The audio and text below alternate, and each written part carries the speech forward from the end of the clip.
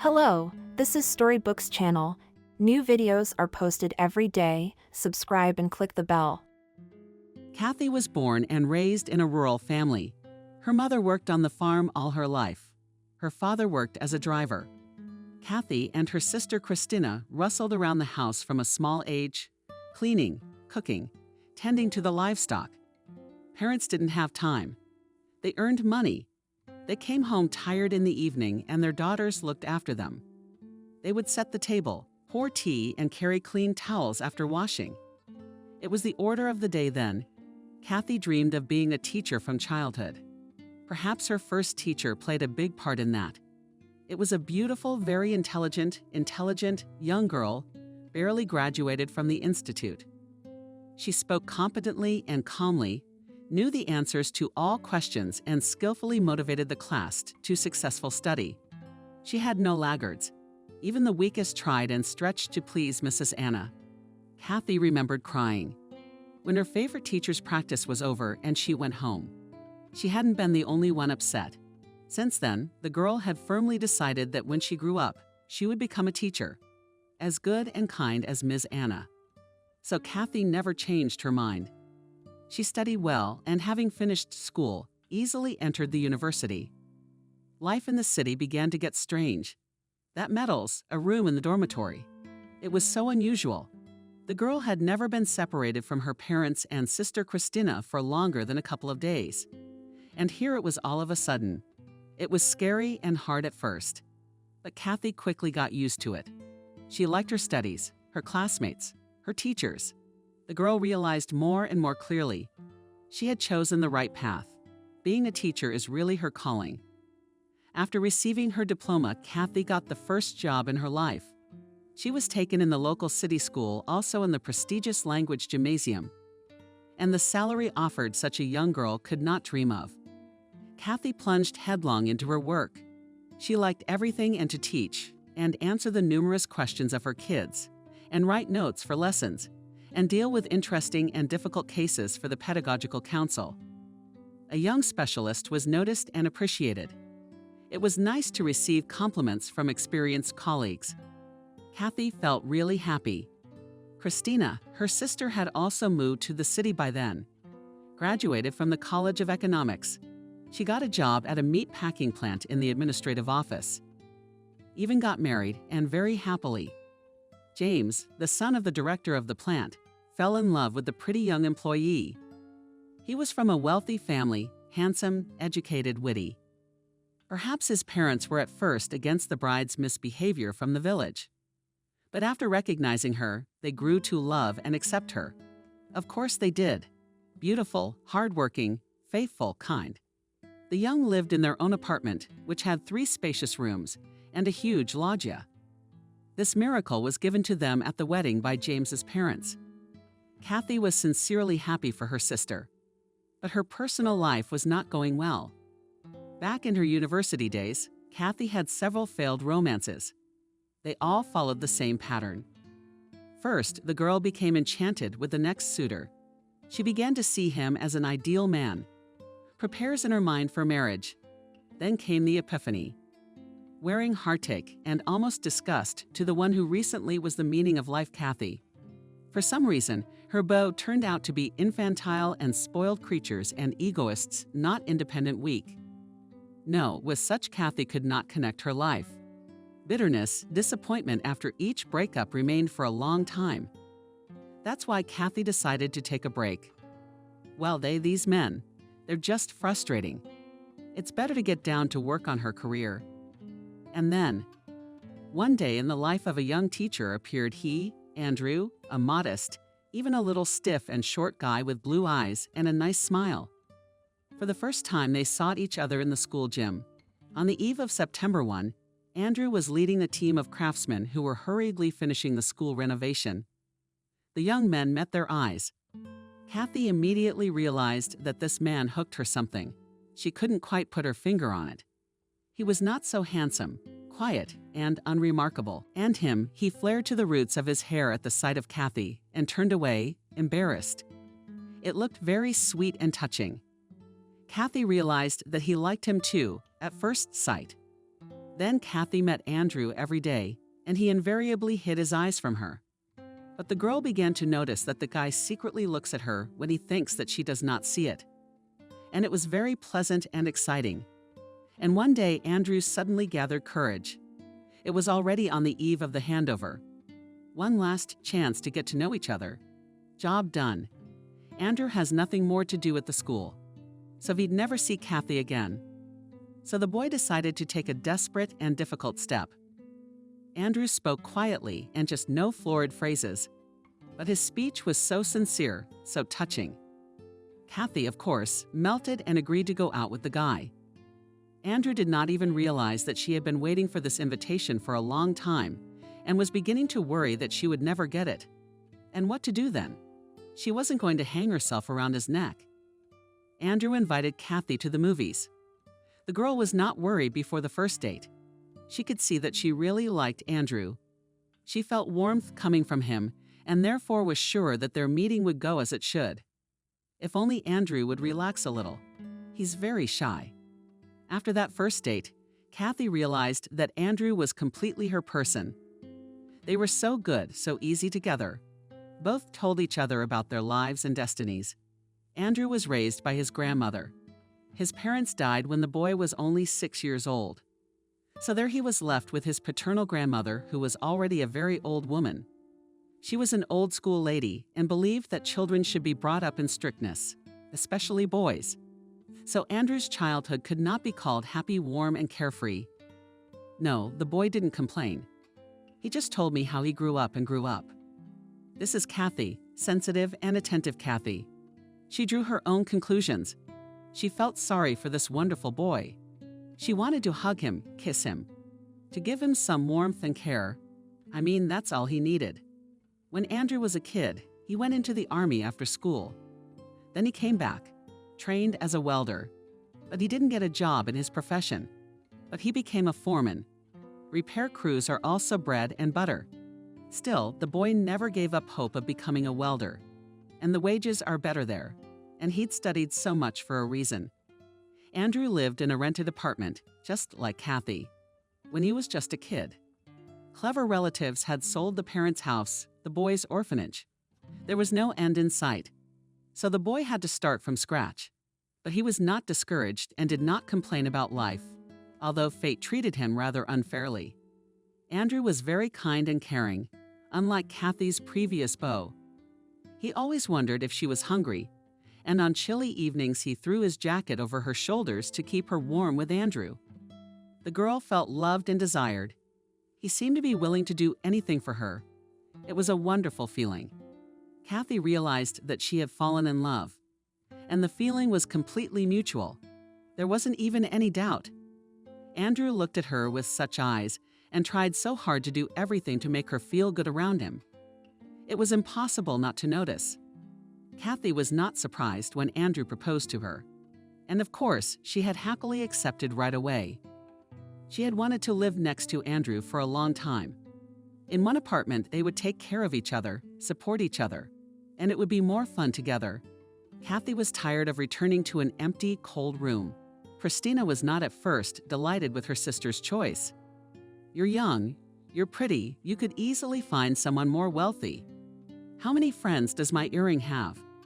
They're all handsome and sons of wealthy parents, and they're like cheese in butter. What about this Andrew? Nikolai is not yard, not work normal. But when she recognized Andrew, the best Christina changed her mind. You have a good one. Smiled her sister, shared her impressions with Kathy. Very kind and loves you very much. You'll do well together. You'll achieve everything. You can't miss out on a man like that. I'm so happy for you. Andrew and Kathy got married. They lived in his rented apartment and Kathy's golden years began. The young husband tried to help his wife with everything. He did a lot of things for her, and even as he had dreamed, he found a new job. He got a job as a welder at a construction site, took part-time jobs, did not refuse the opportunity to poke around, as he was going to get his own apartment.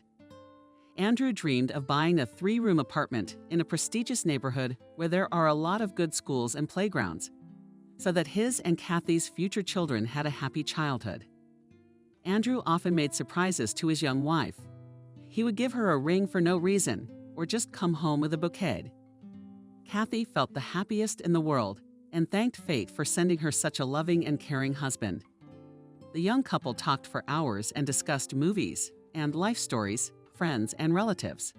They made plans. Sometimes they argued. Not without that, but they always came to a compromise in the end. They liked the same movies and books. They both discovered new and interesting things about each other. For example, with Andrew, Kathy got into hiking in the woods. Andrew, thanks to his young wife, loved the theater. Kathy was sure that she and Andrew were soulmates, halves of one whole.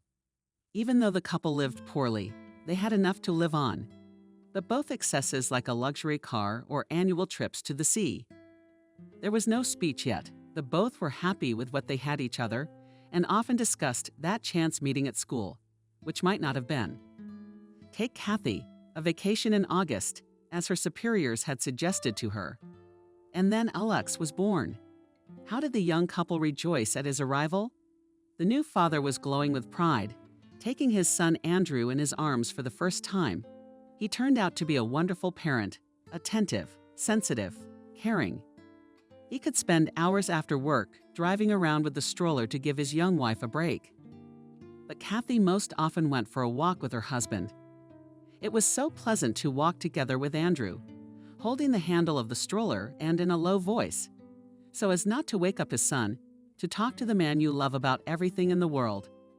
The young parents liked to make plans for the future of their apartment. They still didn't have one. But the amount in the bank account was slowly but surely growing. Just a little bit more, and the couple will be able to afford to buy their own home from Christina's sister Kathy. At the same time, their daughter Helen was born. Young moms often went to visit each other and together learned the wisdom of caring for babies. The sisters shared advice, discussed the successes and failures of their babies. Kathy felt truly happy, and her husband is so loving and understanding. And her sister is close by. The young couple often dreamed about how their son would grow up. Surely he will be smart, kind, brave, will become, perhaps, a scientist or a master of all hands. And they and parents will try to ensure that the innate talents of their child to open and gain strength. It is only necessary to be attentive and patient. Andrew planned to study a lot with his son, to support him and always be there for him in a difficult moment. Kathy was glad that it was easy and calm at heart. The two of them and cope, raise a child a good man. But the dreams of the couple were not destined to come true. A few years after the birth of their son, misfortunes one after another fell on their small family. First came the financial crisis, as a result of which the couple's savings depreciated. They were only a few days away from buying their own apartment. The goal was so close. But after what had happened, the money accumulated in their account could only buy a couple of winter jackets. And that's if you're very lucky. Alex was already in daycare. Kathy was out of maternity leave. The couple took it hard. They even cried. I don't know what to say. Andrew couldn't help but cry. He thought his wife couldn't see, but she saw everything. The man even looked for an apartment he'd been dreaming of for a long time. Spacious, 3-room, not far from a large school and the Palace of Sports, where Alex could do swimming. And then such a blow. But there was no time to indulge in despondency for a long time. Hard times came. Salaries at Kathy's school began to be delayed for months. Things weren't going too well on the building site either. Andrew's main income now came from coven members. The man spent days working part-time jobs to feed his family. Time passed. Alex was growing up. It was time for him to go to first grade. The family seemed to adapt to the new conditions. Andrew was allowed to stay afloat. The man again made plans for his own apartment. There were hopes for a better life. A happy future loomed ahead. And then tragedy struck at the construction site. Andrew was working unofficially. The owners of the facilities saved money on everything and didn't care much about safety. Andrew knew he was taking a risk, but he was always careful and acted as carefully as possible. But this time, on the construction of a supermarket building, the man fell off from the height of the 3rd floor right onto the concrete blocks piled piles and below. Of course, Andrew did not survive. Arriving in an ambulance, doctors had only to state the man's death. Kathy was not told the terrible news until the morning. For her, the whole world turned upside down in that second. She could not even cry for a long time. The woman felt her soul and heart literally torn in half. She didn't want to live. How and why get up in the morning if there is now no nearest and dearest person? Kathy realized that she would never meet someone like Andrew again. There was no one else like him, and she didn't need anyone else. She missed his smile, his look, the smell of warmth. It was physically painful to not be able to hug a loved one. There were his things around him: clothes, books, glasses. But Andrew himself would never come home again, would never hug her and her son, would never joke with them. How to accept that? To dull the pain, Kathy even took up the bottle. Kathy realized, of course, that this was a road to nowhere. But at that moment, she didn't care, just as long as she could get rid of the unbearable pain for a moment. There's no telling what would have happened to the woman if it hadn't been for Christina. She took Alex in for a while. She saw that his mother was not able not only to look after the child, but could not even cope with herself. Kathy didn't care. She took Alex, and that was fine. And she didn't even think about her own child's feelings at that time. But he was also in pain and scared. Strange as it may seem, Alex's illness brought Kathy back to life. He caught pneumonia and went to the hospital. Christina came to her sister in tears to tell her what had happened. She felt guilty. She hadn't looked after her nephew. He had a high fever and was delirious. The doctor and I thought it was stress at first.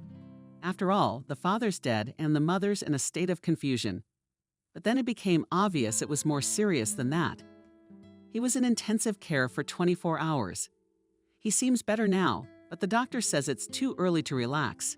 And your drinking, it's a threshold to get back into life. You can't go back. Now we're going to lose another boy. This situation brought Kathy back to life. She was more scared for her son than she'd ever been in her life. She pulled herself together, stopped drinking.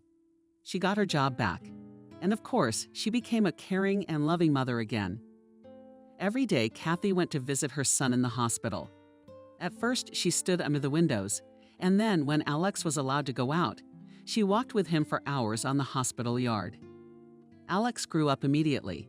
Trouble had turned a 7-year-old boy into a little old man with sad eyes. He was surprisingly thin, pale, and silent. Looking at her son, Kathy realized that he was under deep stress. Her baby is traumatized. He needs a strong mother. And she, Kathy, took risks to remove drowned in her own grief, forgetting about the native man, so much in need of her support. Kathy has been the perfect mother ever since. Attentive, totally focused on her son, caring.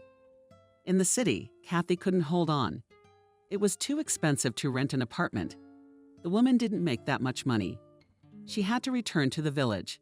Father was already gone, and his life was taken away by a heart attack 2 years earlier. And my elderly mother was in great need of support and care. It was already hard for her to cope with the household on her own. So Kathy's move came very well. Alex went to the first grade of the village school. Kathy got a job there as a teacher, but soon she had to think about changing jobs. The salaries in that school were very different from the salaries. In the city gymnasium on such crumbs was simply could not live, and Kathy had to pull the child alone on his feet, to put him on his feet. And then a neighbor, Aunt Nura, offered a good auction. Her nephew had a point at the central market in the city. He sold clothes and shoes and accessories. He needed a salesman, someone decent, someone he could trust, a salary. Aunt Tyrin, the nephew, promised a good one. He also offered a percentage of the proceeds. 2 by 2, Kathy was also quite satisfactory. It was hard, of course, to part with the dream job. After all, teaching kids is Kathy's true calling. The woman knew from childhood what she wanted to be. But what can you do when times are so hard? They've got to eat something with Alex. What wouldn't you do for a child? With great regret, Kathy left school. She missed her students, her coworkers, and her school life for a long time. Her heart sank every time she saw uniformed children on the street. But Kathy was facing new realities. Working the market was hard. capricious customers who themselves do not know what they want, scandalous traders, competitors, heavy financial responsibility. And the road took a lot of time and effort. All the same, in the days when Kathy went to work, she had to get up neither light nor dawn and walk almost 2 kilometers to the nearest stop, through which the bus to the city. But the paycheck was good. Now Kathy could buy her son and beautiful clothes and toys. And even to the sea, they flew to the resort every summer. And her mother helped to look after her son. She was already, of course, very old. But she had enough time and energy for her grandson. Kathy often went to visit Christina. She did not work, was busy with the house and her daughter could afford. Her husband earned enough to provide for the family. Christina often felt sorry for her sister. How did your fate turn out? You work like a horse, spinning as hard as you can. I even feel awkward about being a housewife, and you. Everyone has his own fate, sighs Kathy.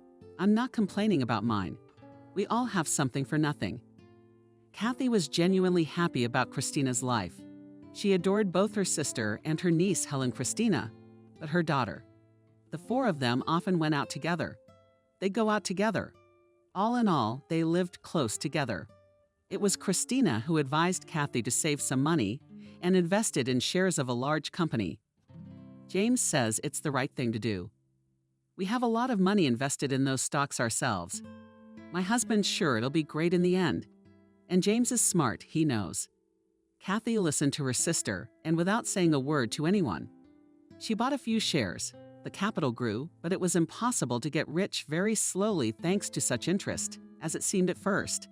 But Kathy decided to let the money lie on deposit. But she did not tell her son or her mother about the shares. I don't think they'll approve. They'll say it's all a waste of money. Let the family live in peace. So Kathy had her own little secret. Now she was saving money, buying stocks, saving for a happy future for her son. Alex grew up a smart, athletic boy, unlike his modest, quiet father. Alex was the soul of the company. He always had a lot of friends, comrades. The guy walked a lot, laughed, socialized. He was a very cheerful and carefree person. Kathy, looking at her son, was happy to see what kind of a guy grew up. Confident, brave, smart. This was exactly the kind of son she and Andrew imagined when they walked around the neighborhood with a stroller. Alex dreamed of becoming a lawyer, but to enter the cherished faculty he lacked just a little. The guy had to go to the army. Returning, he decided to try his luck in the city. His mother supported her son's decision and even helped financially. She rented Alex an apartment. Go, try, dare. Just be careful and know that no matter what happens, you can always come home to this house. Thank you, Alex smiled. But I'm not going back. I'm going to make my way in the city. There are so many opportunities there, so many prospects that something will work out. Goodbye, smiled Kathy. It was scary to let her son go, but what can you do? The boy had grown up. It was time for him to start his own life. Alex enrolled in a construction college and at the same time got a job at a factory. He studied, worked, and paid for his own apartment. He often came to the village to visit his mother and grandmother. He always showed up with gifts and funny stories. Kathy's mother had completely given up. She hardly ever left the house, and sometimes she didn't even recognize her own daughters. One day she had a heart attack. Kathy called an ambulance. Mom was taken to the hospital. The old woman never came back. What do you want, age? The doctor sighed tiredly. No one is eternal. Kathy and Christina organized a funeral in the village. A lot of people gathered for the wake. After all, everyone here knew Mom. Then Christina told her sister to take over her parents' house. I don't need that half of the inheritance. I don't need it. You know I don't. What about you? You took care of your mom the last few years. That's hard work. So it's only fair that you get the house. Kathy didn't mind. She really needed her own place. Old age was fast approaching. The woman was sometimes surprised at how quickly her life flew by. It seemed that she and Andrew Alex had just been born. They were young, full of plans and hopes, beautiful. And now Alex is a grown-up, independent man. Andrew is not, and she herself is almost an old woman, that ahead only pension and quiet, peaceful existence in a village house. The only hope is in Alex. Here he will get married. His grandchildren will be born. The kids will come to visit their grandmother. Then the joy in life will appear. By the way, Alex is a good man. He did not give up his dream of law school.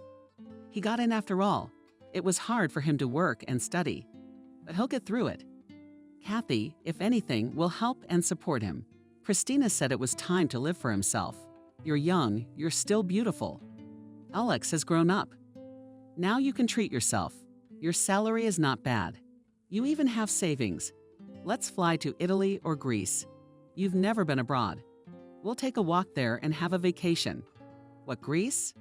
What, Italy? Kathy smiled back. I have a grown-up son, Ivan, will soon get married. Probably he will need to help with the wedding and the apartment. That's what I'm saving up for. I don't have time for a vacation. Your son is a healthy, grown-up man. He's so strong and handsome. He'll manage on his own. You have to think about yourself sometimes. But Kathy didn't agree with her sister. She likes to talk easily in front of her husband like that. And Kalenka was born with a golden spoon in her mouth. She has a future for 100 years ahead planned and secured. True, the nephew was good, despite the rich parents, and grew up wise, modest, judicious.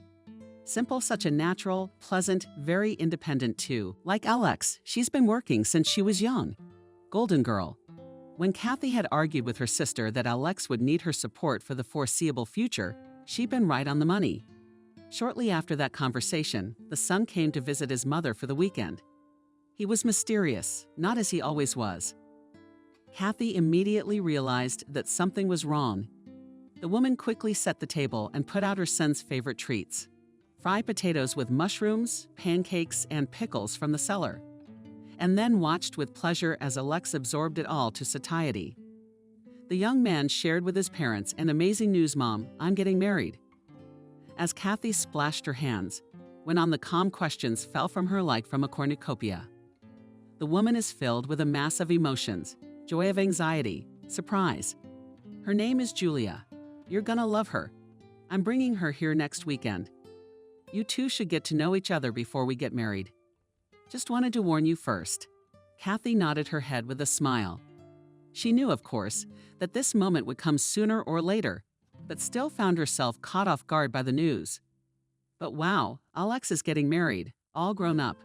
Julia worked as a waitress in a cafe. The guy often came to eat at this place. That's how they met. Julia's from the country too. The son shared details. She was raised by a single mother too. See how much we have in common. Julia came to the city to go to law school. Another amazing coincidence. She dreamed of working for the police, helping to catch criminals, but she's so frail, so thin. What kind of policeman would she be? Julia didn't make it. She failed her college exams, but the girl did not want to return home to the village. What would she do there? She grew up in a small, remote village in a poor family. Her mother had 5 younger children besides her. Julia didn't want to go back to her old life, so she got a job as a waitress in a cafe. She rented a room in a dormitory and lived on her own, working slowly. How long have you two been together? 6 months almost made Alex smile. From that smile, Kathy realized that her son was head over heels in love. She's nice.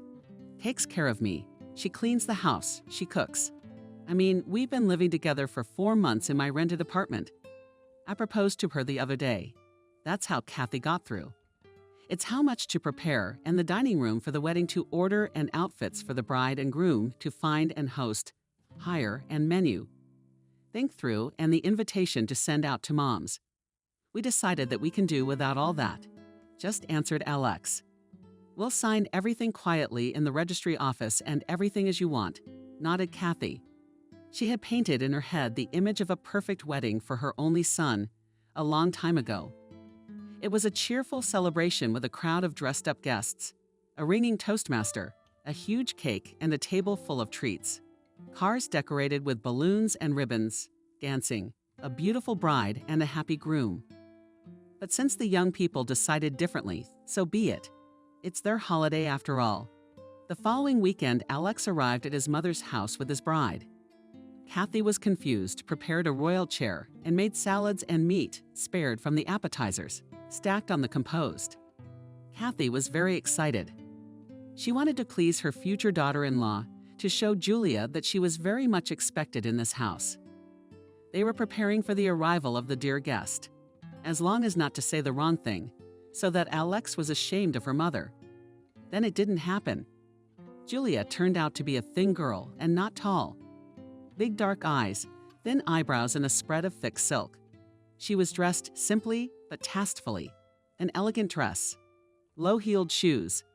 At first, the guests and the hostess felt a little constrained. Julia, looking around carefully, was silent. Apparently, she was embarrassed to say a word. Only after a while did Kathy realize that this modesty was feigned. Julia was just looking around. She was choosing tactics of behavior, drawing conclusions. The atmosphere at the table was moving. Alex joked, amused his ladies, throwing up interesting topics for conversation. He was always so lively, energetic, companionable. In the course of the conversation, it became clear that Julia was indeed from a very poor and disadvantaged family. The girl charmed Kathy at the first meeting with her modesty.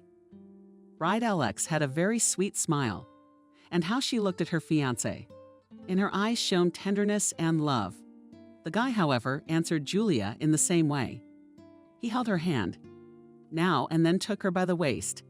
There was love and harmony between the young people. Kathy looked at them and her heart rejoiced. Alex and Julia were married. Kathy suggested the young people to have a party in a cafe.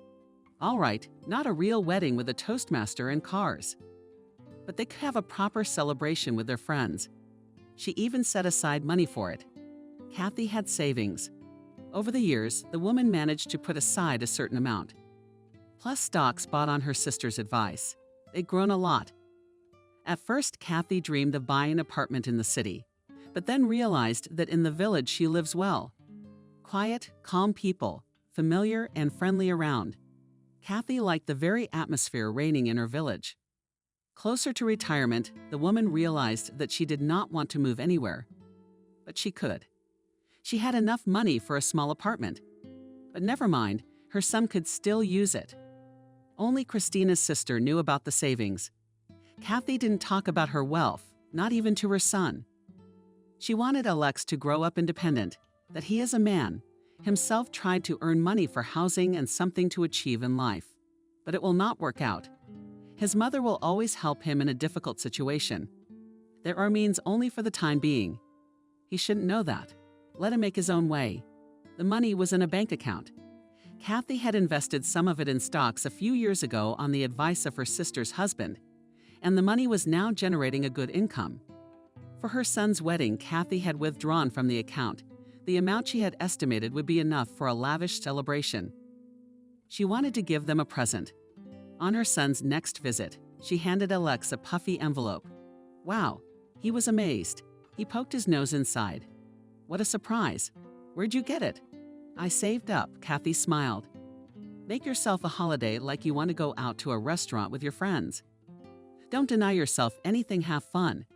Thank you, smiled Alex. But we better save this money for renting an apartment.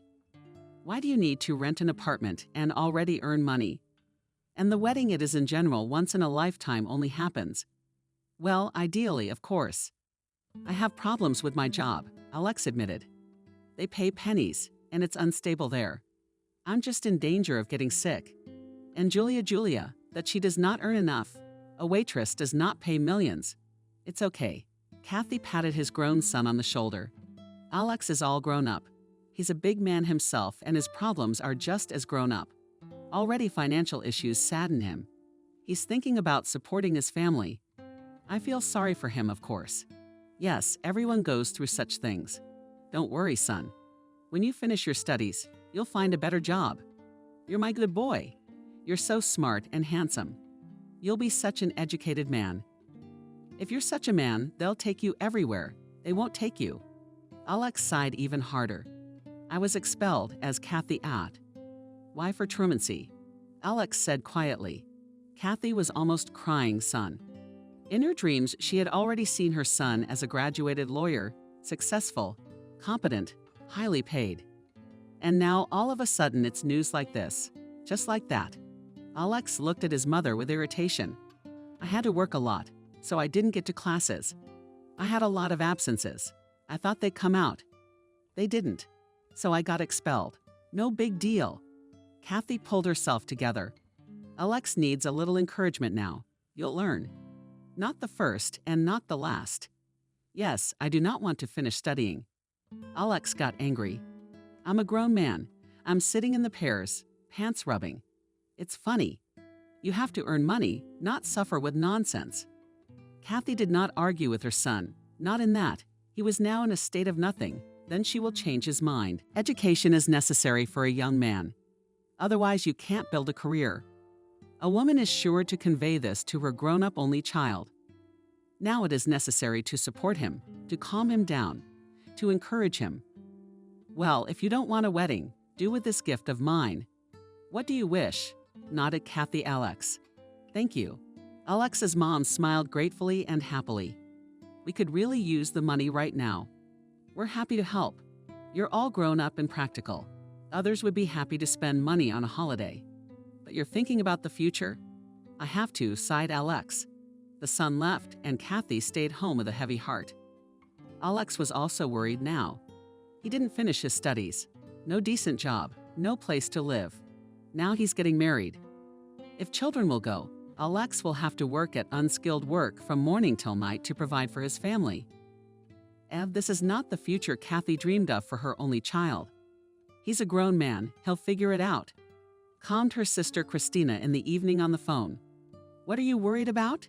You've done everything I asked of you. It's up to him now. Maybe give him money for an apartment. I've consulted with anyone. It's easier. The young will at least pay for the rent. Let him pay. The older sister objected. Don't even think of mentioning that money now. They'll sit on their necks and weigh their legs down. But they'll try to climb up. Maybe they'll succeed. You can always give them the apartment. It's not time yet. You are right, you, Christina, are right completely, of course, grinned my sister. And you come to visit me. Tomorrow come to the movie with you, go to a cafe. Sit. You need to unwind. Again, Christina, you're right, smiled Kathy. What a blessing that she has such a sister, a close person who will always support and cheer up. Alex and Julia got married. The signing took place in the city registry office modestly and quietly. Kathy, Christina with Rudit, and two of Julia's girlfriends attended the ceremony. Then a small group of people modestly celebrated the events in a cafe. We sat only a little. We made a few toasts to the newlyweds, gave the newlyweds presents, and dispersed. Julia had to go on shift. Alex was waiting at work, too. Kathy stretched out disappointedly when she and her sister were alone. The women decided to do a little shopping. Come on, young people don't care now. Christina waved away carelessly. As long as they lived well. Did Alex live well with Julia? Kathy had no idea. The son tried not to talk to his mother about it. It was awkward for her to ask, to pry into the soul of an adult. The young people came to visit occasionally. Julia behaved politely, but coldly and aloofly. Kathy noted that the young couple seemed to have a good relationship. Alex's job was not going well. He changed places and employers, looking for a decent income, but nothing worked out. Alex didn't want to think about going back to university. Kathy several times wanted to tell her son that she had a safety cushion, which she was ready to give him. She wanted to encourage Alex to take that desperation out of his eyes. But the woman delayed. We need to let the young ones try to get back on their feet on their own. It's important. It's not like they're so needy right now. Yes, it's hard. But they're two adults who should be able to cope. But if there's a child, then it's a different matter. Children should live in normal conditions with calm, peaceful parents. Several years passed. The situation in my son's family did not change. He was still looking for a job. Alex, from a cheerful joker of a joker, turned into a frowning man. Kathy thought it was because of money problems. But one day she accidentally witnessed a conversation between her son and Julia. The couple came to visit Kathy Petrovna. Lately it happened less and less often. The woman went to the kitchen to take out of the oven forbidden with apples goose. and when she returned with a tray in her hands, she managed to witness an ugly scene. "You're just a lowlife." Julia looked at Alex with dislike. "You can't do anything." Married Andrew. He gave her a cool phone for her birthday. And they're going on vacation to the Emery soon. And you can't even find money for a spa for the woman you love. We're about to be evicted from our apartment for non-payment. Alex silently lowered his head. He had nothing to object. Probably the young man felt at this moment really full of nothing.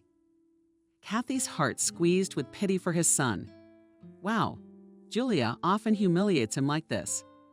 Once when she was visiting, she couldn't help herself, and the son was too used to hanging his head. He wasn't even surprised and didn't even try to defend himself. Julia's a real piece of work. He's so modest and pretend at first. And herself. Kathy had a hard time pulling herself together. You can't show your true feelings about the situation. In fact, she must pretend she hadn't seen or heard anything. Her interference will only spoil everything. Julia will then have the opportunity to call Alex a little son. But of course, she's going to give her mother-in-law a run for her money. That's for sure. No, let them deal with it themselves. They're adults. For the rest of the evening before the young ones left, Kathy stayed neutral. Talked on distracted topics, smiled at both spouses, and tried not to notice the sunken sadness in her son's eyes. When the children left, many things became obvious to Kathy. Alex is head over heels in love with Julia. That much is clear. He's willing to go to great lengths for her. He tries, he fights, but he can't get anywhere. Largely because Alex never finished his studies, and he didn't finish his studies just because of Julia. The guy has to work hard to provide for his lover's needs. Kathy got herself back. You have to be objective. It was still Alex's choice to drop out of university and get a job. Yes, a lot of it was out of a desire to please Julia. But Alex made the decisive step himself. How to help his son now? Kathy thought again about the money in the account. Should she give it to Alex? Let him buy an apartment. Julia would be delighted.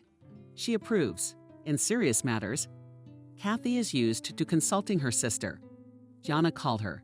"You're crazy," Christina exclaimed after hearing her sister's reasoning. "Under no circumstances do not buy an apartment now. Don't you realize that it will be considered as jointly acquired property in marriage? They've only been together a week. What if they get a divorce? Julia would take half of it without blinking an eye. I understand if they had kids. Then at least the grandkids would get everything. And now it's going to someone else. You worked hard. You didn't earn money for this spinning your tail. Oh, it's hard being the mother of a grown son." Kathy sighed. She realized her sister was right again. So many nuances to keep in your head.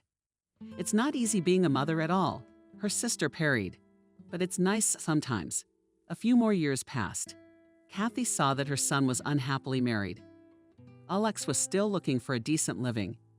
He did all sorts of things, and Vaktang, and already worked, and tried to open a business, and worked as a trucker, but nowhere for a long time. What was going on? The company went bankrupt, or he didn't pass the medical examination. Finally, Alex gave up. Tired. It's hard to work and be disappointed. One day he came to his mother suddenly, unannounced, alone. "We are not pulling the life in the city," he sighed. "It's expensive for us. We'll come back for the first time with you. We'll live. You don't mind?" "No." Shook her head in surprise. "That's good," nodded Alex. "In that case, we'll come next week." Kathy was at a loss after her son's departure. Are they going to live together here in the village? What kind of a strange decision. There are no jobs here. What Alex and Julia are counting on. But the woman did not argue with her son. She saw that he's already having a hard time. All right, let them try. They are probably just looking for a way out of a difficult situation. They're also considering a life in the countryside. Well, we can do that, since the city didn't work out. Life together with Alex and Julia began with the division of territory. "Mom, we will live in the living room," said Alex. "Why?" Kathy was surprised. She had prepared for the young corner of her bedroom. In her opinion, it was the most cozy room and remote. The young people would live more quietly there. Living room, Kathy liked to rest here watching TV, and the neighbors often dropped by. There was plenty of room in the living room for friends. Because it was the biggest and brightest room, Alex answered simply. Then Kathy realized that her son was broadcasting Julia's will. He always tried to please his wife in everything. He loved his young wife more than his father's life and took advantage of it. Julia immediately showed her true face to her mother-in-law. Did not even try to pretend anymore, polite or modest. She didn't like everything Kathy did. And her mother-in-law didn't cook right. Too fatty, unhealthy. And the server's table was sluggish, wrong. And she didn't even know how to mop the floors. Julia would often admonish Kathy with a look of contempt. That it's you who rattles the dishes in the morning and disturbs your sleep, or are your friends laughing too loud? Couldn't you get together somewhere else in the evening? At first, Kathy was at a loss for words at her sister-in-law's insolence. Then, of course, she thought of appropriate responses to Julia's barbs. She wanted so much to remind her that she was not in her own house. Accordingly, she should behave more modestly. But Kathy lingered. For her son's sake, of course. The woman saw. Alex is very attached to Julia. He loves her, idolizes her. The young husband tried to fulfill his wife's every whim. There were many whims. The man failed and felt guilty. Julia was suspicious of elegy, this feeling of guilt. Often she mentioned husbands, boyfriends, her acquaintances who overpowered the women they loved with jewelry and literally overwhelmed them with money. Kathy understood the purpose of what was being said. Julia was manipulating Alex, played on his feelings, used her spouse to suppress him. But she wasn't even trying to open up to her son. He's not in the right state of mind right now anyway, too blinded by love and passion. Kathy sincerely did not understand what her son found in this Julia. Well, yes, she was pretty, but there's a lot of them out there, and now you're getting these feelings. It seemed that if Julia asked him to jump off a cliff, he would do it gladly. Alex got a job at the local sawmill. The work was hard, physically exhausting, but the pay was good, enough to take Julia into town from time to time, then to shopping, then to a restaurant. The young wife herself didn't bother to work. Well, where can I find a suitable place here in the village? She sighed. And in the city, every day do not go to the city. I traveled, Kathy suddenly remembered. I had no husband, no child to raise. So I drove from here to the central market every day. Why are you comparing times and situations? Julia sighed languidly. First of all, I am married, fortunately. After all, the responsibility for the material maintenance of the family lies on the man, not on the woman. Secondly, we are in no hurry to have children. I believe that it is silly to give birth to Beskov without a yard is terribly irresponsible. And thirdly, I'm going through such a period now. Do you think it's easy to work as a waitress on night shifts?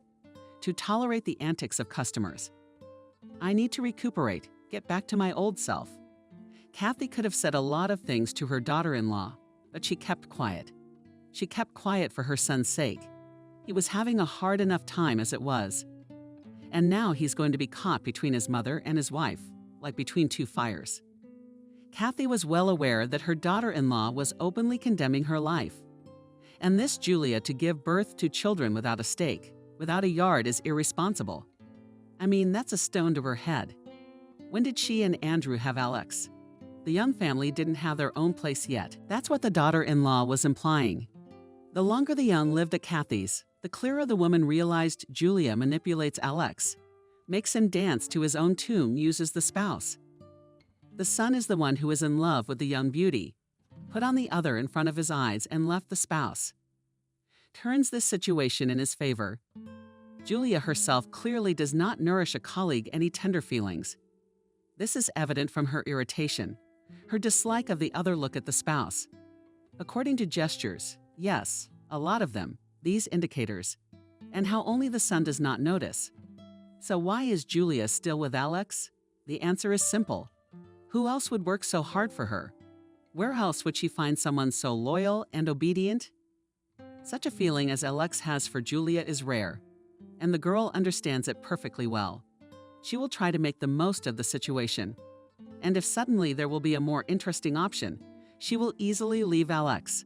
Being confident in her own power, Julia behaved rudely with her mother-in-law right in front of Alex. The daughter-in-law must have realized that Kathy could see right through her. It was infuriatingly annoying and frightening, apparently. And how did Julia look at her mother-in-law? She felt superfluous in her own house, arrogant, full of contempt. Looks, shelves, remarks, reproaches. To have less contact with her daughter-in-law. Kathy now went to visit her neighbor herself. She also often traveled to her sister's house and even stayed overnight. Christina, of course, advised to put the initial Julia in her place. "It's your house after all," shook her sister's head. Remind her of that. Let them think about it now. Tell them you were separating. You were looking for a place to live. Otherwise, she's living on her own, and she's got a lot of nerve. I'll talk to her myself, if you're uncomfortable. No. Kathy waved his hands. No way. Alex is always on her side. It's hard enough for him. He didn't need to add to his frustration. Alex really did blindly believe everything his wife said. Kathy tried to be as polite as possible. I kept silent in response to her nibs, remarks. My sister-in-law uncomplainingly cleaned her plates. Tolerated her reproaches. But Julia, apparently, still complained to her husband about his mother, put in an unsightly light. Mom, why are you picking on her? Sometimes the son would start a conversation. Julia is a wonderful woman. I love her. You mustn't think of her as an enemy. Try to make up with her. I didn't have a fight with her. Kathy tried to justify it. I'm trying not to talk to her at all. Any conversation turns in her direction, and she makes me her number one enemy. That's what it's all about. Alex shook his head sadly. Julia says so you despise her, or do not notice, or come to reproach.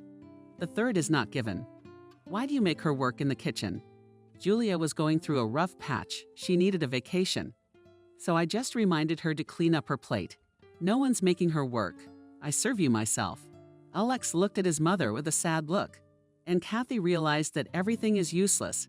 He still will not believe that his wonderful Julia systematically turns the life of her husband and mother-in-law into a nightmare.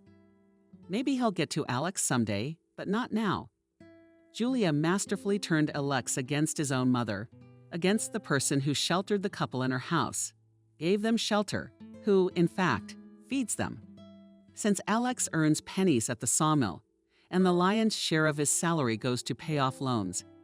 In the city, the couple had managed to rack up loans that they now had to pay off. It was frustrating and painful. Kathy saw no way out of the situation. She only hoped that Alex would sooner or later see the light. Sometimes she wanted to kick the insolent youth out of the house, but that would mean losing her son forever. Julia manages to turn Alex against his mother on the spot. And here, if she throws them out of the house at a difficult moment. There's a lot of drama to be had here. Shakespeare would be jealous. And this house, to be honest, belonged to Alex when her mother died. Kathy suddenly realized that such things usually happen suddenly. Yes, Mom was sick. She needed help, but there was no sign of her leaving so soon. Kathy thought about it a lot, because she might one day be gone just as suddenly. And then how would Alex be left with?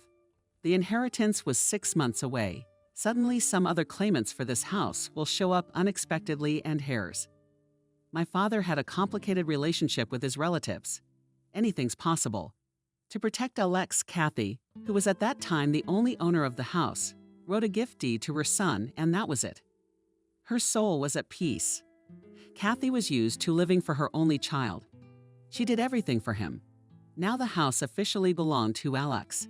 And the son knew it was true. At the time, Alex thought he wouldn't need the inheritance. He planned to settle down in the city, buy a nice apartment, that he's some country house. Who knew it would turn out like this? Kathy decided to be patient. It cost her a lot of strength to keep her temper in check and not take it out on Julia. And it wasn't good for her health either. But for the sake of her son, she could bear it as long as Alex was happy. If not for Christina and her sensible advice, Kathy would have spent all her savings on an apartment in the city for young people. But her sister was right. The woman understood that now more than ever. Julia doesn't like Alex, It's obvious. She's using him. If Alex buys an apartment, which will be considered jointly acquired property, the young spouse will immediately demand a divorce, and she will legally take half of the housing with her into her new life. And this is very good money. Well, no, we'll not wait, Julianka. Alex won't be blinded by this strange love for ages. Someday he'll see the light. That's when he'll need an apartment in the city for his new life. Too bad he can't get out of the house for free. Kathy had to put up with the antics and unfair reproaches of his sister-in-law. There was no end to it, but the woman understood. Now she's in no position to change anything. Christina, seeing that her sister was having a hard time, suggested we go on vacation together. Why don't we dispel all Kathy's phone calls and go sunbathing? We'll swim in the sea. We'll go on excursions. They'll be great. Go for it. In the end, Kathy gave in. She really needed a break from everything that was going on at home. Young people, let them live in the village house. Julia would have to cook and clean. They've spoiled her. Doesn't even help with the plate. She sits at home all day and the phone hangs out and watches soap operas. Julia, of course, expressed her opinion about Kathy's vacation. There is no money in the family, and some people go to resorts. She replied, somehow to Alex's remark that his salary has been cut again. But here even the man who had angelic patience and in love with his wife could not stand it. Julia, what do you care? Mom earned it. She has the right. What about us? We have never been anywhere with you, and we'll make money. I promise. Kathy hid in her room without saying anything. She didn't have time to get into an argument with her sister-in-law. Things don't pack themselves. It had been a wonderful trip. Kathy and Christina rented a house in a small village by the Black Sea. The sisters walked a lot, swam in the warm waves, sunbathed, went on all sorts of excursions. Kathy once took a risk and realized an old dream, took a ride on a hydrocycle with a young and reckless driver. The spray in the face, the dizzying speed of the endless sea surface. So scary and so much fun. It's never been at the same time. What's their sea and excursions? The sisters even went to discos at night and danced as in their youth. Do not despair. Thank you, Christina, for pulling me out. Sincerely enjoyed, Kathy. I feel like I'm 10 years younger. By the way, that's exactly what it looks like. Christina smiled. You look better, more rested. You look great. And so it was. For the first time in years, Kathy liked herself in the mirror. She had a fresher glow. And most importantly, there was a sparkle in her eyes and life and energy in her face. Kathy felt that she had left behind all the problems and the cranky, demanding daughter-in-law, and the unsettled son, and the endless squabbles in the kitchen. There was a powerful reset. The woman felt strong, beautiful, and energetic. The world seemed bright and welcoming. Only good things were thought of. One day, the sisters came late and admired for a long time unusually large stars and bright yellow moon, which left a clear path on the sea surface. Beauty stretched out Kathy. It certainly was, agreed Christina. It's a shame, only to go back tomorrow. I can't believe it. I love it here so much. Another life, another world. It's back to the same old thing. It's driving them away. Christina couldn't take it anymore. Sitting on your neck and getting hard. She's sad. She'll wait for me. I'll come and clean up your mess. Don't. The Ataman protested. It will make things worse. There's no need to make things worse, grumbled Christina. There's nowhere else to go. Good evening, lovely ladies. A low, pleasant voice came from behind them. Both women shuddered with surprise and turned around. In front of them stood a man, slim, trim, with elegant gray hair on his temples. He was charming and had a very friendly smile. He was wearing jeans that went up to his knees and a loose black t-shirt. In all this, the stranger looked very stylish and attractive. And hello to you too, answered for the two of them Christina. Wonderful evening, isn't it?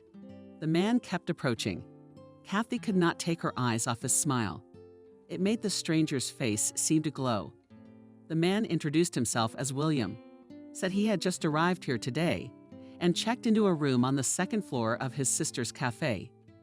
Just today, they were having dinner in this place, drinking wine, eating kebab, enjoying live music.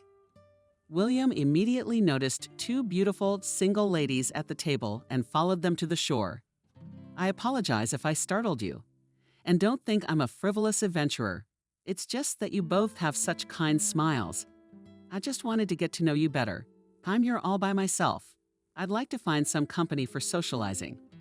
If you don't mind. There's a problem with that. It's Christina's fault, she shrugged. I mean, we're leaving on a plane tomorrow at lunch. That's a shame. The smile slipped off William's face for a moment. Kathy was also sorry they wouldn't have the chance to get to know the man better.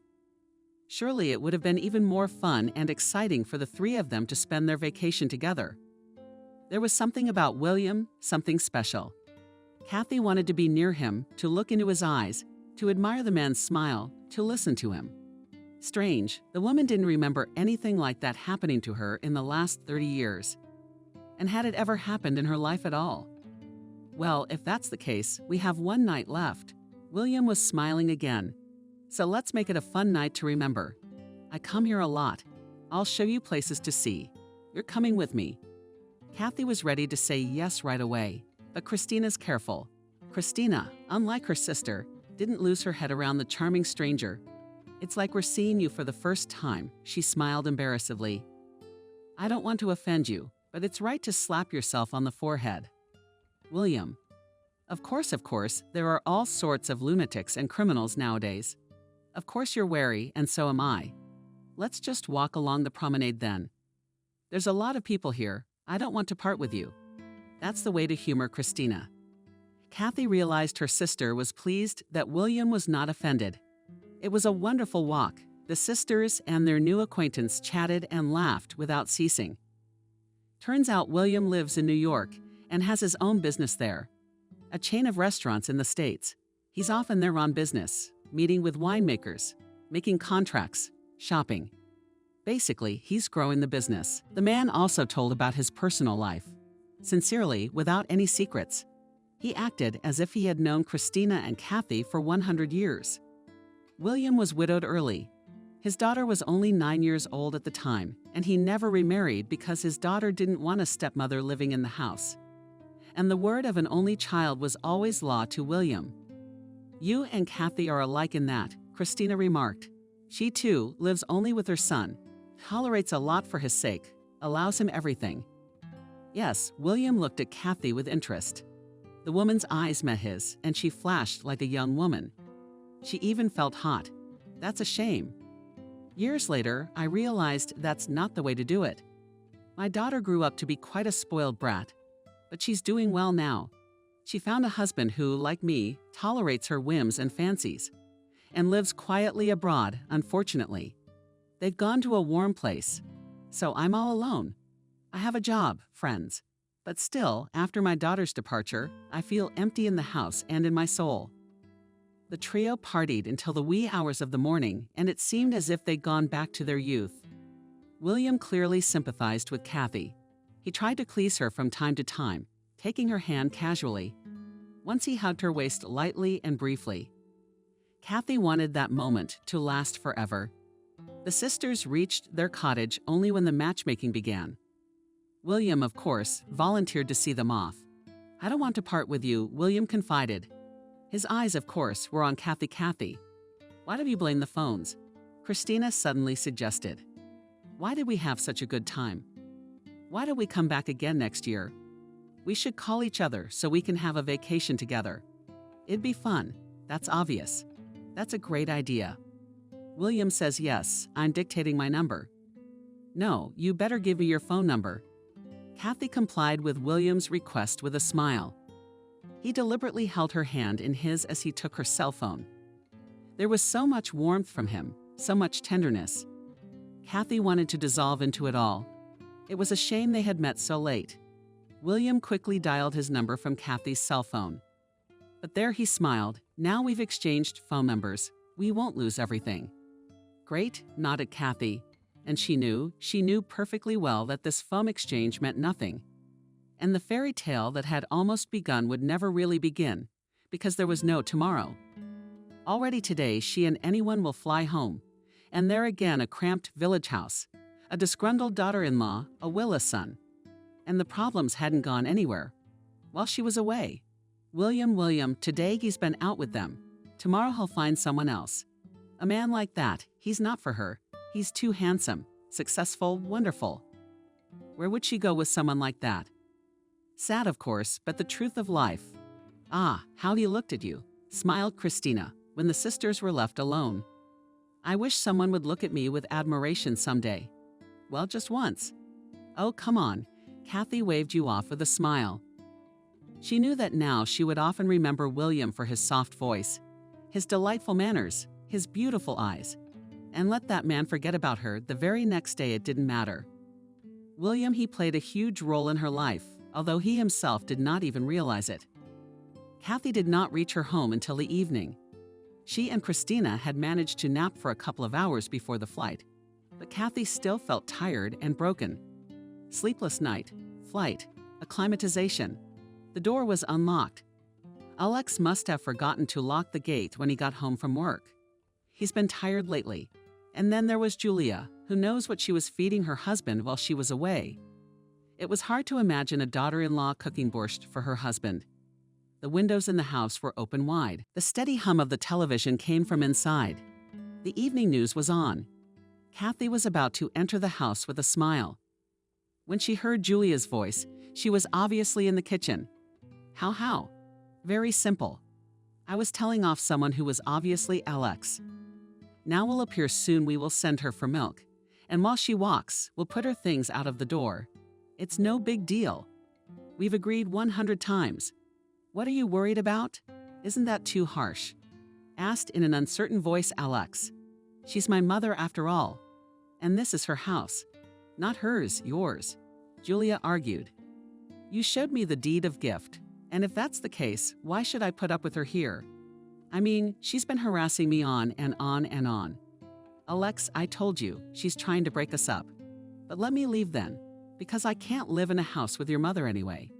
Okay. Alex mumbled conciliatingly. As agreed, so we will act. You just look, don't give any slack.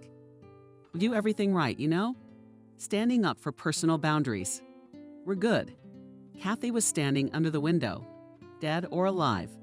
It slowly dawned on her that she just overheard him talking, and that she was about to be kicked out of the house, and that Alex had agreed to it. There was no way the older woman had expected such a thing. She even had dark flickers in front of her eyes. Her blood pressure must have skyrocketed. Kathy took a few deep breaths to pull herself together, let on a joyful look, and entered the native hay. Oh, hello, lusciously, Julia smiled. And we were waiting for you a little later. A cab was rushing by. I didn't have time to look back, Kathy. I brought you some presents. Oh, what an experience. No sharing. Julia was doing her best to feign some sort of joy at seeing you. Alex stood next to her, slumped and silent. And Kathy perfectly understood the reason for her son's sadness. Of course, it's not easy for him right now. But he can't put his wife in her place. She has too much influence on him. Oh, Kathy splashed Julia's hands. You go to Anna for fresh milk, please. I have soup boiling on the stove. I can't get away. Alex is very tired from work, and I'm sick. If you are not very tired, then of course, nodded Kathy, and left the house, already knowing what awaited her on her return. It was a good thing she had overheard the conversation. She would at least have time to prepare for a serious conversation with her son and his wife. Her suitcases. Kathy spotted the porch from afar. They stood orphaned, leaning against the wall, waiting for their hostess. The hope that Alex would stop his wife's insolent behavior melted like smoke. The woman went up on the porch, knocked on the door. There was a note from inside. Julia's voice sounded. Read it, and you'll understand everything. Goodbye. I don't need it. I need your note, Kathy said. I want to talk to you. I want to look you in the eye. The door swung open with a bang. Julia stood on the threshold. She looked haughtily at Kathy. Well, look, if that's what you want. Julia, why are you doing this to me? I've tried to be your friend. Haven't I? You piss me off. A young woman has split. You're judgmental. Everything's wrong. Everything's wrong. You make your own rules. I don't feel like I own the place. And Alex is fawning over you. Well, this is my home. gently reminded Kathy. That's why it's natural for me to make my own rules. Julia exclaimed again. Again, you insinuate that we live in your house. It's not your house, by the way. It's not yours, it's your son's. So you're the one living here. Then get out of here. You have a good pension, enough to rent. Thank you. You even packed my things, Kathy said calmly. And it took a lot of effort to stay calm. Crying. She will when she gets to Christina. Of course, she'll go to her sister's. Who else? Only there aren't many of them here. My stuff is just clothes. What about photo albums? Old books, letters? And this junk is heavy, sighed Christina. We threw it out. Kathy gasped. It was as if she'd been punched in the solar plexus. It was her family's history, old photographs, letters from Andrew and her parents, postcards, diaries Christina and Kathy had kept when they were young. The first drawings by Helen and Alex. All of it carefully stored in boxes and folders, neatly arranged on shelves on a rack and in the bedroom. Really? Was there nothing left? Julia looked at her mother-in-law with defiance. What is this habit of clinging to junk? The insolent girl grinned. What good are these dusty papers? It's even easier to breathe without them. Kathy, despite her condition, suddenly had a great idea. She even had to suppress a smile so as not to accidentally give herself away to Julia. Soon she would no longer feel like the mistress of the situation. In a couple of minutes, the expression of smugness would evaporate from her pretty face. So you all threw everything out of my room. Totally. It's gonna be our closet now. All the boxes, every single one of them. Did you even look inside? Some of it was looked at, some of it was just thrown away. Why is Julia suddenly tense? Were there documents or what? The documents can be recovered in case of emergency. Kathy sank down tiredly on the porch steps. The blue shoebox was thrown away too. Yeah, probably, but what's the big deal? Kathy looked up at Julia. The blue box was my savings for the apartment I was going to give Alex. The words had an incredible effect. Julia stunned pale. She opened and closed her mouth a couple times to say something, then powerlessly sank down on the steps next to Kathy. Why didn't you warn me? She almost whispered. Kathy was pleased with the effect of the phrase. She didn't keep the money in any blue shoebox. It was lying quietly in her account. But Julia had to teach her a lesson for all those naughty things, which she did to both her and Alex. How did I know you'd decide to throw my stuff out of the house? I had no idea. The older woman stubbornly played the role of a confused and bewildered old lady. Julia shook her head as if she had woken up from a dream.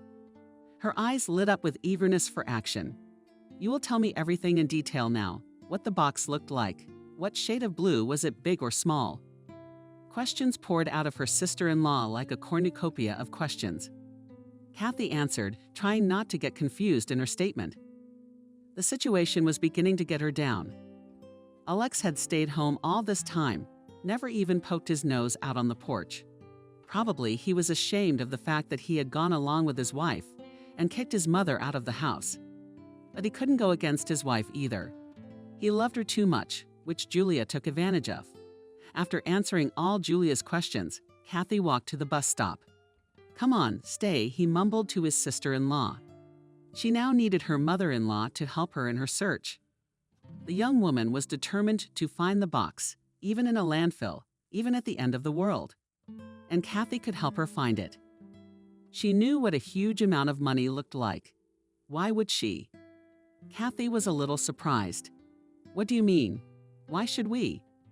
Now we have to look for the box of money together. You do care about your savings. Is that what it is? Kathy smiled. That's where you're wrong.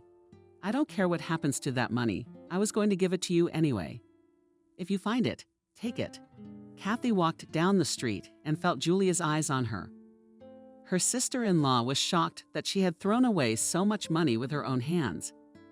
Yes, but now she'll be digging her nose into the ground just to bring that wealth home. Greedy Julia doesn't realize that Kathy's money is in a bank account. Her mother-in-law is not so dumb as to keep such funds in a box. Before heading to the bus stop, Kathy stopped by Jenna's neighbor's house. She'd been friends with her mother once, good friends, But now she was gone, unfortunately.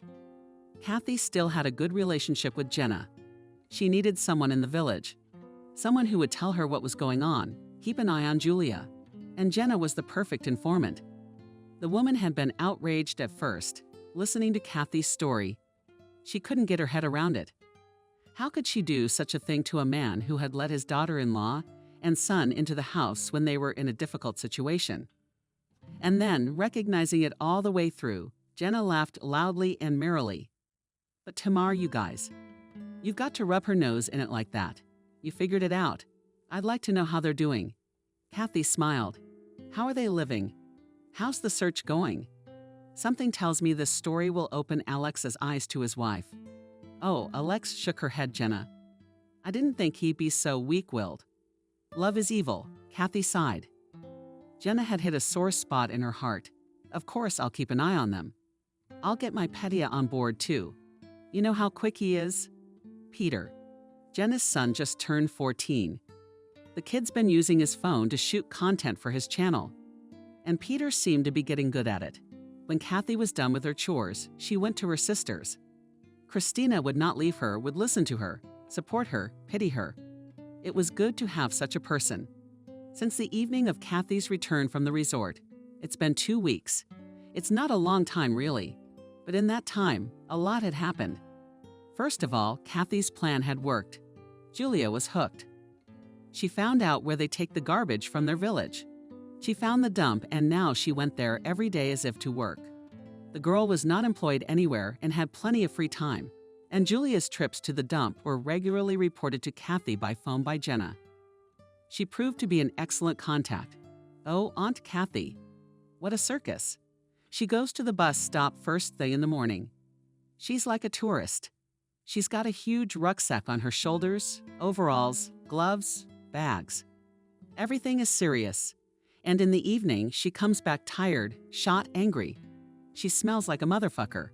Animals scatter. People cringe. It's like a circus.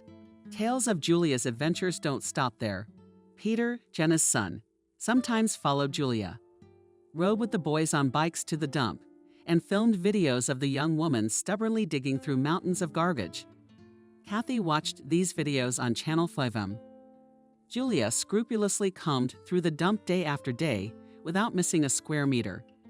It looked comical, of course.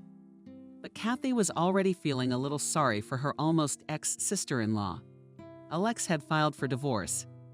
First, Kathy learned from the neighbors that Alex had left home. Then the son called his mother, apologized himself, repented, and at the same time informed her that he was divorcing Julia. She had turned her back after all, and him away with her obsession, money, boorishness, greed. We're getting a divorce, Mom, I can't stand her anymore. She must be crazy. Julia, let her stay at our house for a while. I gave her a week because she has nowhere to go. Julia keeps hoping to find money. It's become an obsession for her. She blames herself for not looking in the boxes I threw out. Eating on her own. She blames me too. It's unbearable. What are you going to do in the city? I finally found a good job with a place to live, which is important. But I'll have to travel a lot. But I don't care. But the money's good. After talking to my son, Kathy felt better. It is so important to be in touch with a loved one. Now between her and Alex, there are no conflicts and misunderstandings. And Alex's life seems to be getting better. He found a job from Julia, who used him openly, and is leaving. Maybe soon he will meet a good girl and will be happy in his personal life again. What are his years? Relationship with Julia will obviously be a good lesson for Alex. He won't fall into such a net again. At least Kathy really hopes so. The nicest thing happened in Kathy's life the day after she arrived at her sister's house. Christina, of course, had taken her in. They had a spare room in their apartment. Live as long as you like, Sis hugged Kathy. I'd be happy to move in forever. Kathy went to bed all upset. She still had no idea how she was going to live her life. In the morning, she got a call from William. The same casual acquaintance, so enchanted that the woman at the resort. He said that he couldn't forget their meeting, that he thought of Kathy all the time. Dreams of seeing her again. It was incredible. William. Kathy had never imagined that such a man would actually fall in love with her.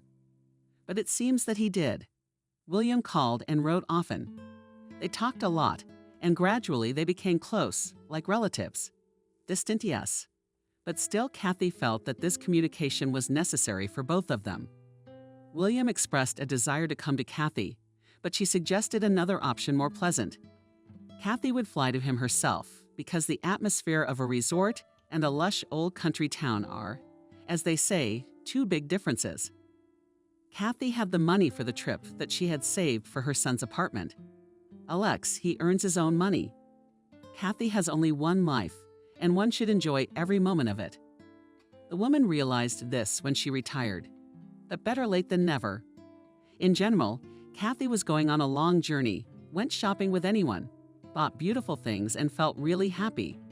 True, she had one more thing to do before she left, not very pleasant, but urgent. A conversation with Julia. She'd had enough of being queen of the dump. Let her start a new life too.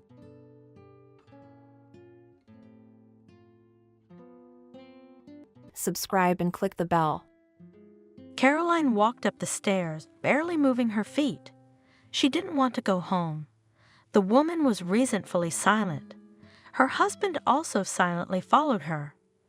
Caroline kept mentally returning to the meeting with her partners, remembering in what unfavorable light her husband made her look. "Come in." The woman welcomed the two men to the negotiating table. "The agreement on the beginning of our cooperation will come into force today. I have prepared all the necessary documents. We only need to sign them." She, smiling, put a folder in front of each of them. "Look through them carefully. I tried to take into account all your wishes." The men looked at each other. "We don't really understand." One of them spoke up. "Why did you invite us here today?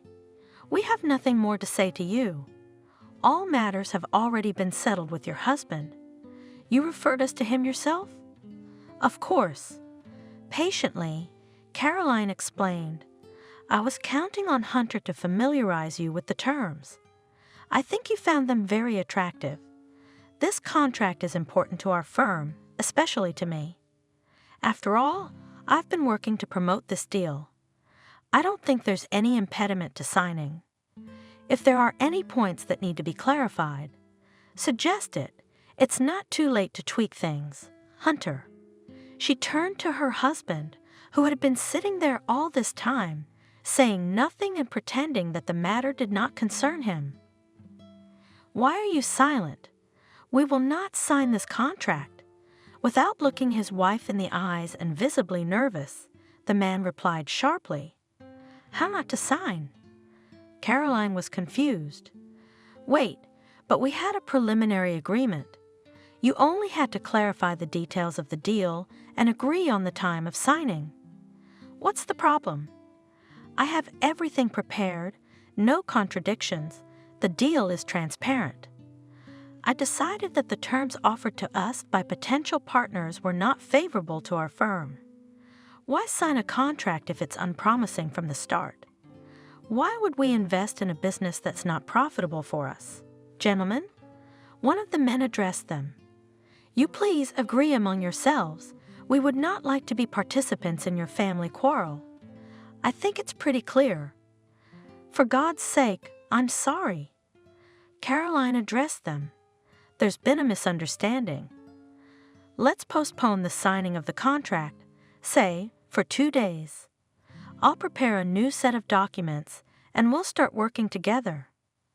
My husband and I probably misunderstood each other, but these days of misunderstanding, I'm afraid it won't work." Shook his head one of the representatives. "We have found other companions. My advice to you," rising from his chair, he said, "before inviting partners, you should be able to negotiate among yourselves, or you have a right hand does not know what the left hand does. This attitude is bad for business development. Permission to deviate." The men have left the meeting room. "What was that all about?" Caroline asked, seething. "Why would you do such a thing? Especially behind my back. What right did you have to back out of the deal? Why on earth would you think it was unprofitable? We started working on it a month ago. We were both hoping for a good investment. And now what? All that effort for nothing? I don't want to talk right now. Hunter headed for the exit. You are annoyed and will not take my arguments properly. All right, Caroline agreed. Let's go home. It's really not a good idea to deal with serious matters at the end of the day. But you're not going to be able to keep your mouth shut. I want to know why you changed your mind about the deal. The woman stopped in front of the door to the apartment. Hunter turned the key in the lock. Caroline gladly threw off her business clothes, changed into a house robe, went into the kitchen and poured herself a glass of water. We need to talk. Her husband's tone made the woman wary. Let's not today. She wrinkled her nose. She didn't feel like talking. You've already said and done a lot of things. Let's save the explanations for tomorrow. The deal is off anyway, so I think we can talk until morning, and tomorrow I'll calculate how much money we've lost by losing our suppliers. I don't have the energy for this anymore. I want to sleep. My business cannot wait. Hunter insisted. You'll have to listen to me now. Do you want to explain why you embarrassed me in front of potential partners? Caroline squinted at her husband. Go ahead, say it. But don't use the fact that I'm a woman and don't know anything about business as an argument. I don't think you've ever had to question my abilities until recently. I know what our firm needs. You can't dismiss my opinion. I'm not going to explain or apologize. I've made up my mind. That's how you talk. Not so long ago, you couldn't make a move without me. What's changed? Why didn't you talk to me beforehand? Why didn't you tell me you weren't going to make a contract with the buyers? Is that how it's done? Don't you realize you're ruining my reputation and the reputation of the firm?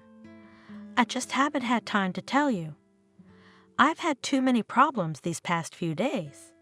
You didn't have time or you didn't want to. Is that what they call it now?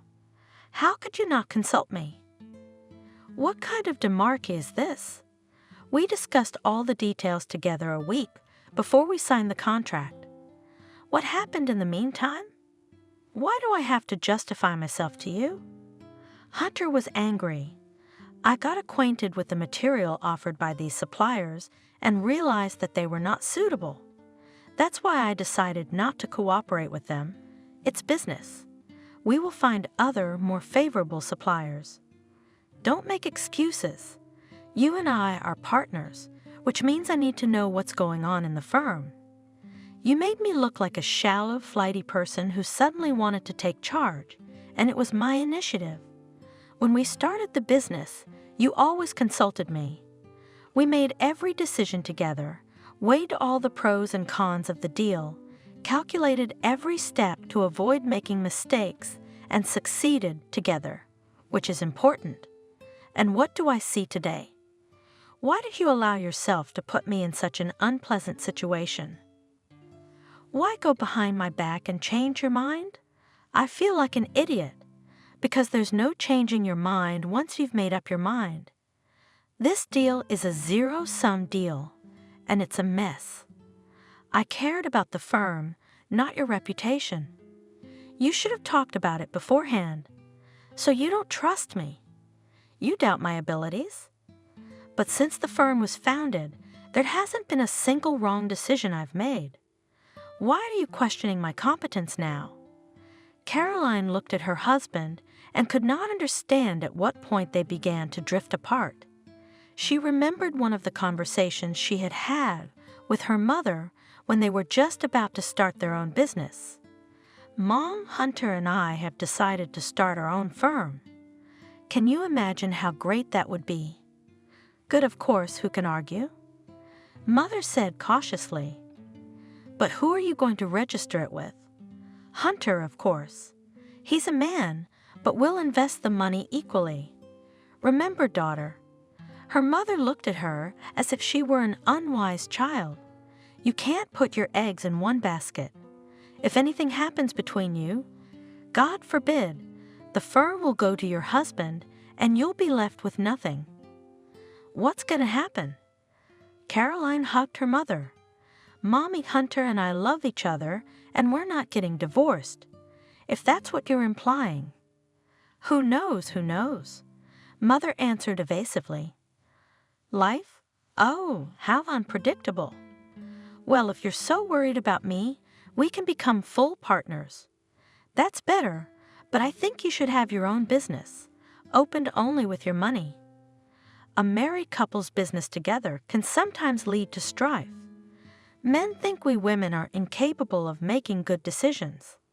If they had their way, they would not allow us to work at all, but limit our power to the kitchen, the house. My Hunter is not like that. Caroline assured her. They're all the same. Heavy, sighed the mother. Mommy, you're wrong about my husband. He trusts me and always consults me. I'm better at some things than he is. We have nothing to share.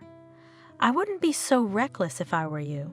But that's your business. And now Caroline realized what her mother had warned her about, and she wouldn't listen.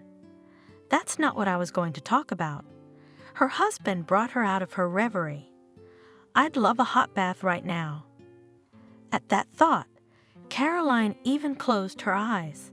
It seemed the day would never end. Her resentment towards her husband was unrelenting. What other unpleasant things was he going to tell me? About what? She looked at him tensely. Tomorrow, a lot of things are going to change in our lives. What changes? Don't speak in riddles. I want to warn you in advance so that the news doesn't come as a sudden blow to you. What the hell is going on?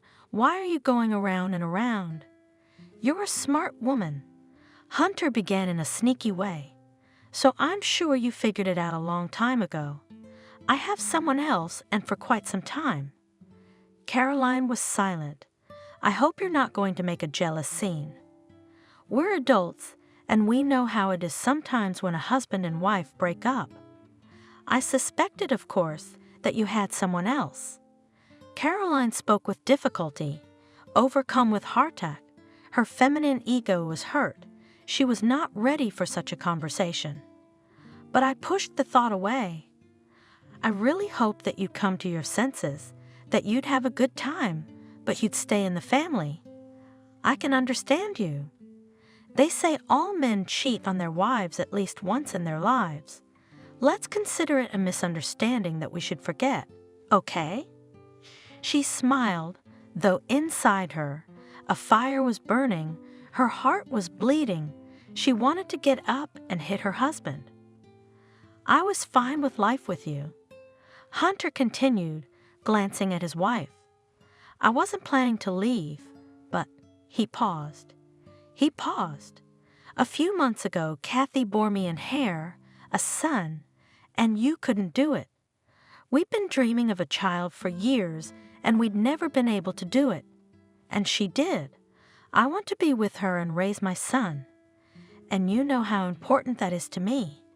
I hope we'll part peacefully. Caroline closed her eyes. Her husband was hitting me where it hurts.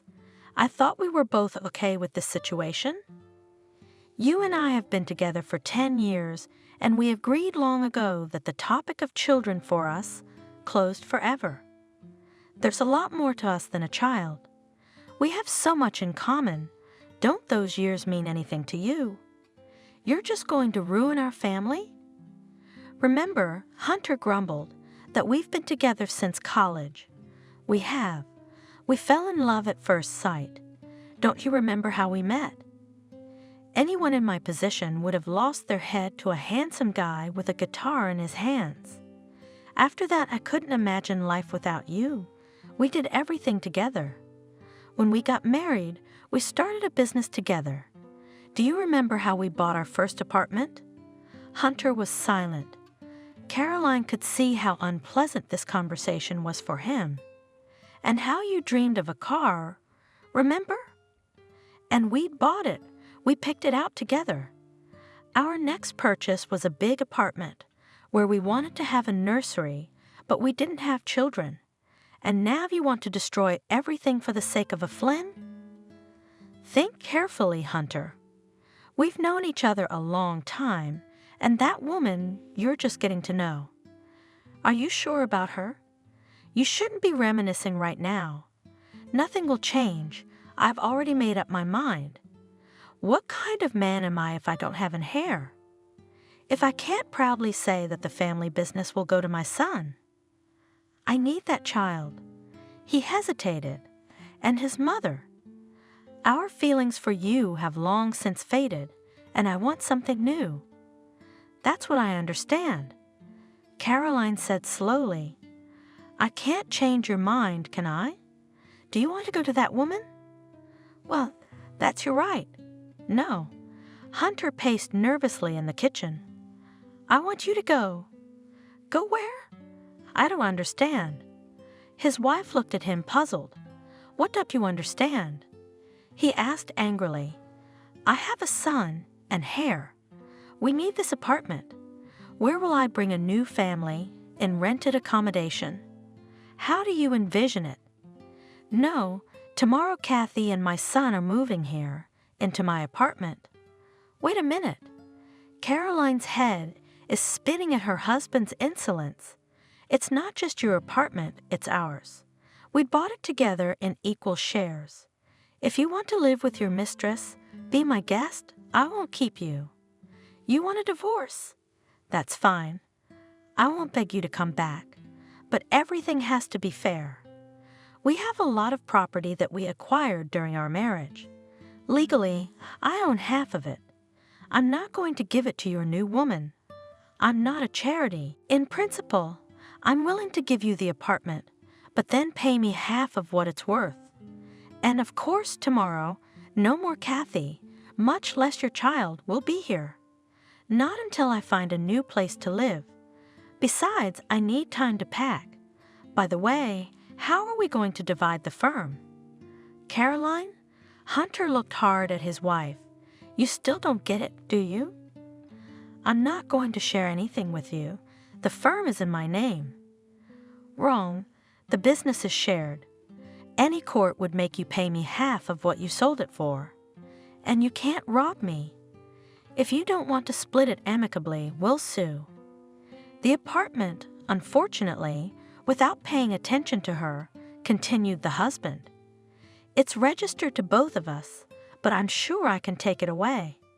You don't need anything. You're single. You have money. What am I supposed to do? Start all over again?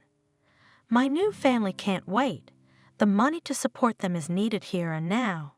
So I'm sorry, honey. I'm gonna have to give in. You can't do this to me. I'll fight for my share of the estate. For God's sake. Her husband laughed nervously. Only you won't succeed. Get over it. I don't want you in this house or in my life anymore. You're fired on all counts. I've written you off as old age, as waste material. He laughed again. And Kathy tomorrow. He suddenly got serious. She'll move in here as mistress, and you can't stop her from doing it. No one's going to kick a mother and child out of the door, and I won't let them. All right, I'll leave, but I'll get my stuff later when I get an apartment. Caroline saw that it was useless to argue with her husband. He is stronger and probably prepared for the conversation in advance, all calculated and thought out. So she decided to agree with him in everything, just to avoid making him angry.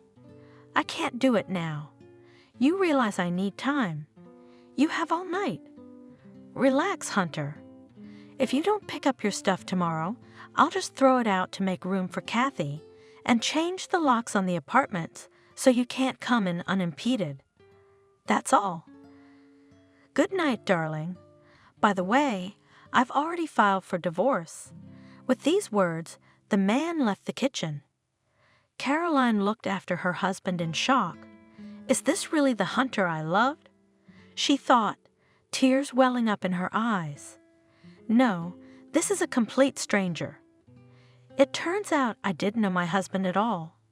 What am I going to do? She was aimlessly writing patterns on the table with a teaspoon. "I'm certainly not going to leave you pantsless. I'm going to legally take what's mine." "Good." The woman put the documents in a folder. "Anything else I wanted to bring?" She closed the safe, looked around. "These antiques I bought for myself. I don't think Hunter's new girlfriend will appreciate them." Caroline put in her bag a miniature brass coffee maker, a coffee mill, a vintage jewelry box. Let the rest stay. She packed some expensive dishes, wrapped some paintings in cloth. "What am I supposed to do with all this?" The woman looked thoughtfully at the things she had packed. "Perhaps it would be better to take it to the car," she reasoned. "I don't know if Hunter will like my choice." She grinned sadly. "Hopefully, reason will prevail and we won't have to share forks, spoons, and chairs." Trying not to attract the attention of the neighbors, I carried the packed things into the car. Now it was just a matter of packing my personal belongings. Gloating at the clock, the woman opened the bedroom door and turned on the light. "What are you doing?" shrieked the disgruntled husband, waking up. Sat up in bed, wiped his eyes, glanced at the clock. "Are you crazy? The time is 3 o'clock in the morning. Why did you turn on the light? What do you want here?" "I have to work tomorrow." "Everyone has to work tomorrow, and I'm doing your bidding, darling." Caroline replied nonchalantly. She spread 2 large suitcases on the floor and opened the closet doors. "You told me you'd throw my things away if I didn't pack them by morning. I can't lose my favorite dresses and suits. I'm sorry, you didn't give me any other time." "Couldn't you have waited until morning?" Hunter said irritably, tucking himself back under the blanket. "I won't get any sleep, and tomorrow's a busy day." "Get used to it, dear," the woman said with a sneer. "You will have many sleepless nights ahead of you. Don't forget, you'll soon have a small child living here. You can't imagine the difficulties ahead of you." "I can't wait." She waved her hands. "What if your new wife wants to move in early? So I'm sorry, you left me no choice." "Okay, but can you get ready quickly?" Hunter asked unhappily, seeing Caroline slowly packing her things into her suitcase. "What are you doing?" "Don't rush me. I mustn't forget anything." Smiling to herself, the woman shrugged her shoulders. "For 10 years of happy married life, I have accumulated a lot of things. With what love you bought for me, jewelry, outfits, remember." Finally, the suitcases were packed. Caroline carried them into the car. She looked at her watch and decided, "I could use some sleep, even an hour of shutting my eyes. It would be easier on my head." The woman settled down on the sofa in the living room and tried to sleep, but she was disturbed by the unpleasant conversation with her husband and the collection of things. Sleep did not come. She waited until dawn in a half-slumber, then quickly jumped to her feet, cleaned herself up, and went to work to pick up the documents for the company from her husband's office before the workday began. Caroline, as usual, smiled at the security guard at the entrance. "Good morning, Bob. I thought I'd get an early start to the day. Have you been eating a lot of bleach?" She was surprised when the guard blocked the entrance. "Let me through." "Caroline," the guard was guiltily hiding his eyes. "I can't. Hunter, strictly forbidden to let you into the office. I'm very nice to you, but the boss has threatened to fire you." "I can't lose my job." "I'm sorry, I have a mother and a wife and child on my back. If I lose my job, we'll go to the world. I need you to understand my situation. Bob." She gave him a friendly pat on the shoulder. "Don't worry, please. I'm hurt, of course, but okay, I won't set you up." "Thank you, Caroline." The guy's blushing. "I'm sorry." "Never mind." The woman tried to smile, though she really wanted to cry. "It's our family squabbles. I owe you an apology for being caught between 2 fires. I'm not mad at you." and Hunter is not so stupid. She thought as she walked out of the building. He made sure I couldn't get into the office in advance. He knew I'd want to get the files. I'm not going to fight with the guard. He's just an enforcer. I don't want to give Hunter an excuse to call the police. I'd rather come back next time, when things have calmed down a bit, talk to Bob. They'll let me through. He's a good guy, and he understands. I picked a bad time, of course. The guy's afraid the chief's gonna show up any minute. That's why he's acting like this. We should come by at the end of the day. We do not have cameras installed, so we can try to negotiate. With those thoughts, the woman got in the car. Well, we'll have to find a lawyer. We can't do it alone. Caroline said, flipping through the phone book. As far as I remember, this man is considered the best in civil cases. He doesn't seem to have a single lost case, but his services won't be cheap.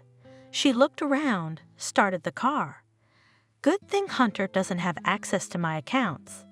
I'll pay any money to help solve the property division problem. Well, I'll try calling. I hope he has time for me. Caroline dialed the number for the law firm. Hello. She spoke when she heard a pleasant female voice on the other end of the line. I urgently need to meet your boss. When can he see me? You know, there was some silence on the phone. There's a window in his schedule right now. Can you come over right now? Great, the woman rejoiced. I'm on my way. You're very lucky, the secretary said as Caroline entered the reception area. Samuel has a canceled appointment and will see you personally. She stood up quickly and opened the door. Samuel, the girl announced, you have a visitor. Hello, come in.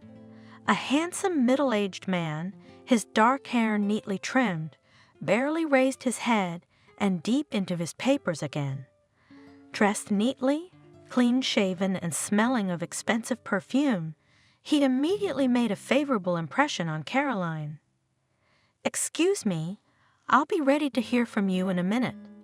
I have a lot of things to do in production.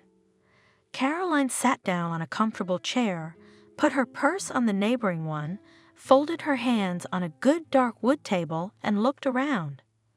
There was order in the office, nothing superfluous folders, books, stationery on the desk. Everything was in harmony with the environment and incredibly appropriate to the owner of the office. Am I listening to you? Finally, the lawyer said, raising his brown eyes to her. The case will seem trivial at first glance.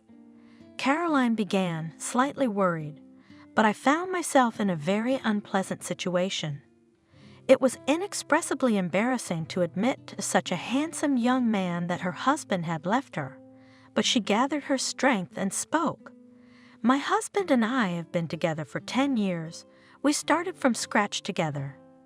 The only thing that marred our family life, the lack of children, well, did not happen. And now a young fool has seduced my husband, and he threw me out on the street. You want your husband back? The man squinted at her.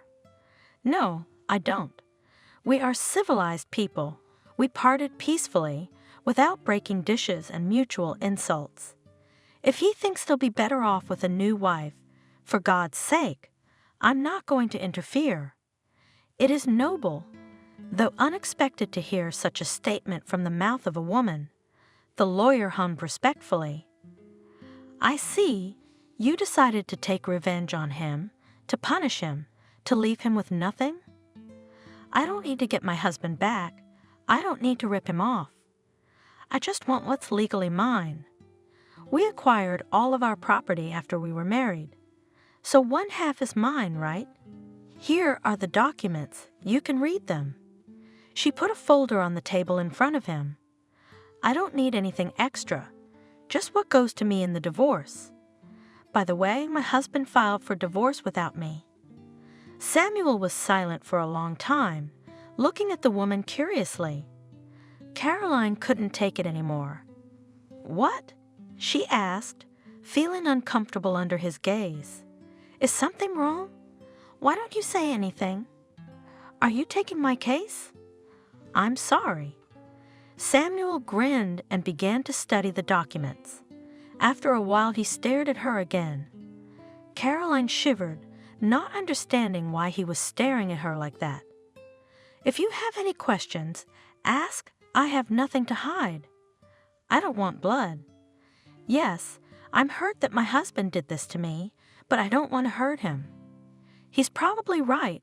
Our relationship is over. We lived together out of inertia, the habit of being close to each other. If you know what I'm talking about, he was probably the first to realize the pointlessness of our relationship. I'm even grateful to him in a way. It's just, she hesitated. The breakup came out of the blue. To be honest, Samuel said slowly, continuing to stare at her. I was expecting to see another trophy wife, eager to steal from an unfaithful husband, young, beautiful, and completely stupid.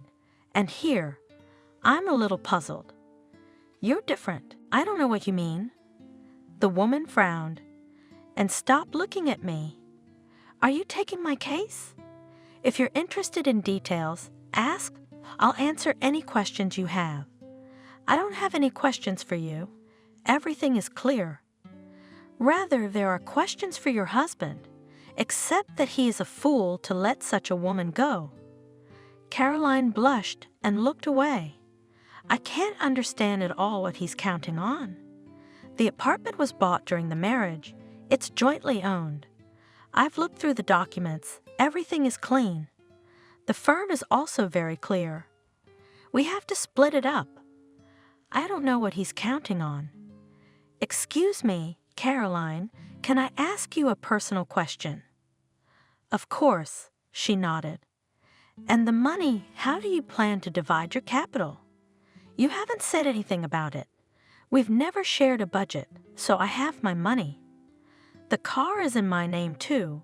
I don't have a claim on the Hunter. I'm interested in the apartment, the firm, and the summer house. I'll be honest, your cases are easy to win.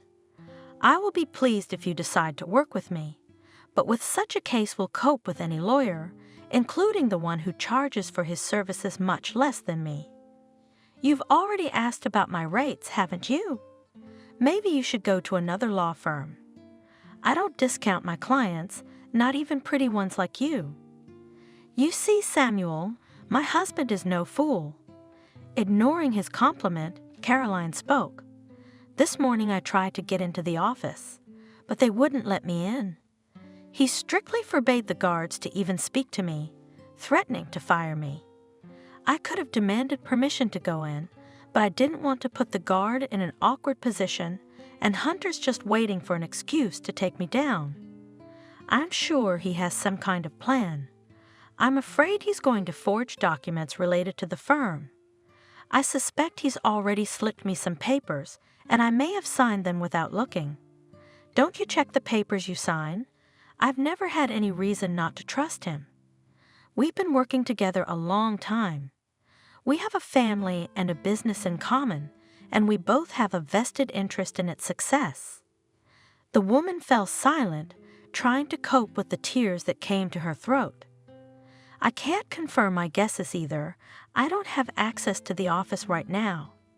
The case, seemingly simple at first glance to you, can turn into a huge showdown, and I would not like that. I'm a peaceful person, used to negotiating, so I'm afraid to be cowardly and back down. Hunter will probably try to take advantage and push pity on me.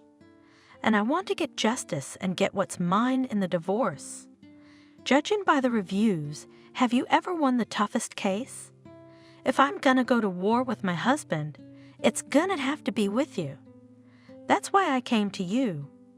Don't worry about the fee. I have the money. You set a price and let's sign the contract. Caroline, I understand your husband asked you to vacate the apartment. Did you get your things out of there? Yes, I took my things. They're in my car. Where do you plan to live? Have you already managed to rent a place to live, or have any of your relatives or acquaintances taken you in for a while? Honestly, I didn't even think about it. The woman was embarrassed. But it doesn't matter. I'll try to go home maybe. Hunter has already decided not to kick me out of my own apartment. He must have a conscience. Caroline replied, but if he's determined, he'll probably carry out the threat and change the locks. I can't get into the apartment, but that's not a good idea. It's already occupied. I don't want to get into a fight in front of the neighbors. I'll have to find a place to sleep. I'll think of something. Don't you want to go to the police?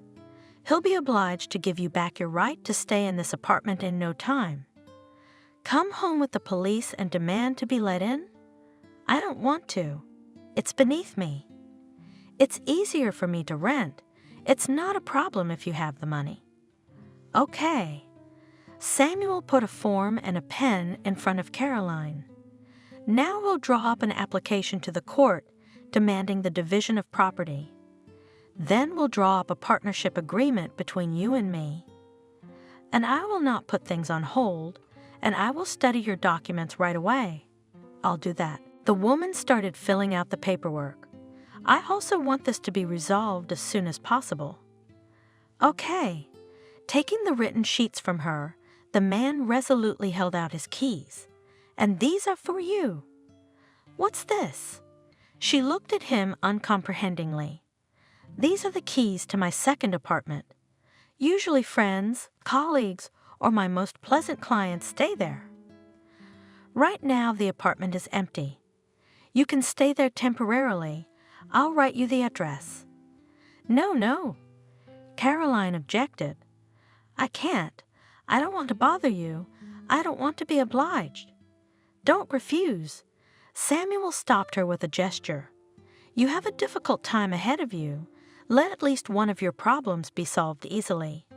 I really don't need this apartment yet. You can live in it as long as you like until you feel you need to move out. But I'm not comfortable. Look, we're partners now. I'm supposed to help you. Don't say no. I can see that you're very tired and need to rest. You'll find another apartment, but it'll take time. For now, go, take a bath, calm down. Get your mind right. There's no food. You can order something by courier, but there's wine at the bar. If you want something stronger, there's cognac. Don't be shy. Make yourself at home. I really don't feel comfortable burdening you. I'm used to taking care of myself. Caroline felt like she was about to cry. A stranger showed concern for her, and her husband, with whom she had lived for almost 10 years, threw her out of the house like a stray puppy. Please stop apologizing and go. The lawyer quickly wrote something on a piece of paper and handed it to her. Here's the address. I'll call you as soon as I get the paperwork to the court to make it easier for you to accept my help. Remember, if you're paying for my work, the apartment is part of the terms of the deal. A nice bonus for hiring me. Are you willing to do that? Thank you. You're very kind to me. I can't even remember the last time a man was so attentive. I'm used to being strong, and I'm used to protecting the weak, though not without benefit to myself. Samuel smiled slyly. The woman smiled back, tears glistening in her eyes. Go and think nothing of it. The truth is on your side. Build up your strength. You'll need a lot of it to endure the legal battle. It's an unpleasant and sometimes quite painful procedure. I've seen it, so I know what I'm talking about. You must present yourself to your husband as a strong, beautiful, confident woman. You can't let it show that this situation has knocked you off your game, that it's interfering with your life. Yeah, I get it. I mustn't get discouraged. Thanks again. Caroline left the office, got into her car. She felt completely exhausted. Don't relax, she ordered herself. Now I'll get to the apartment my lawyer has kindly given me, and I'll rest there. He's right. I could definitely use a rest right now. What an apartment, she exclaimed, half an hour later, entering her new home.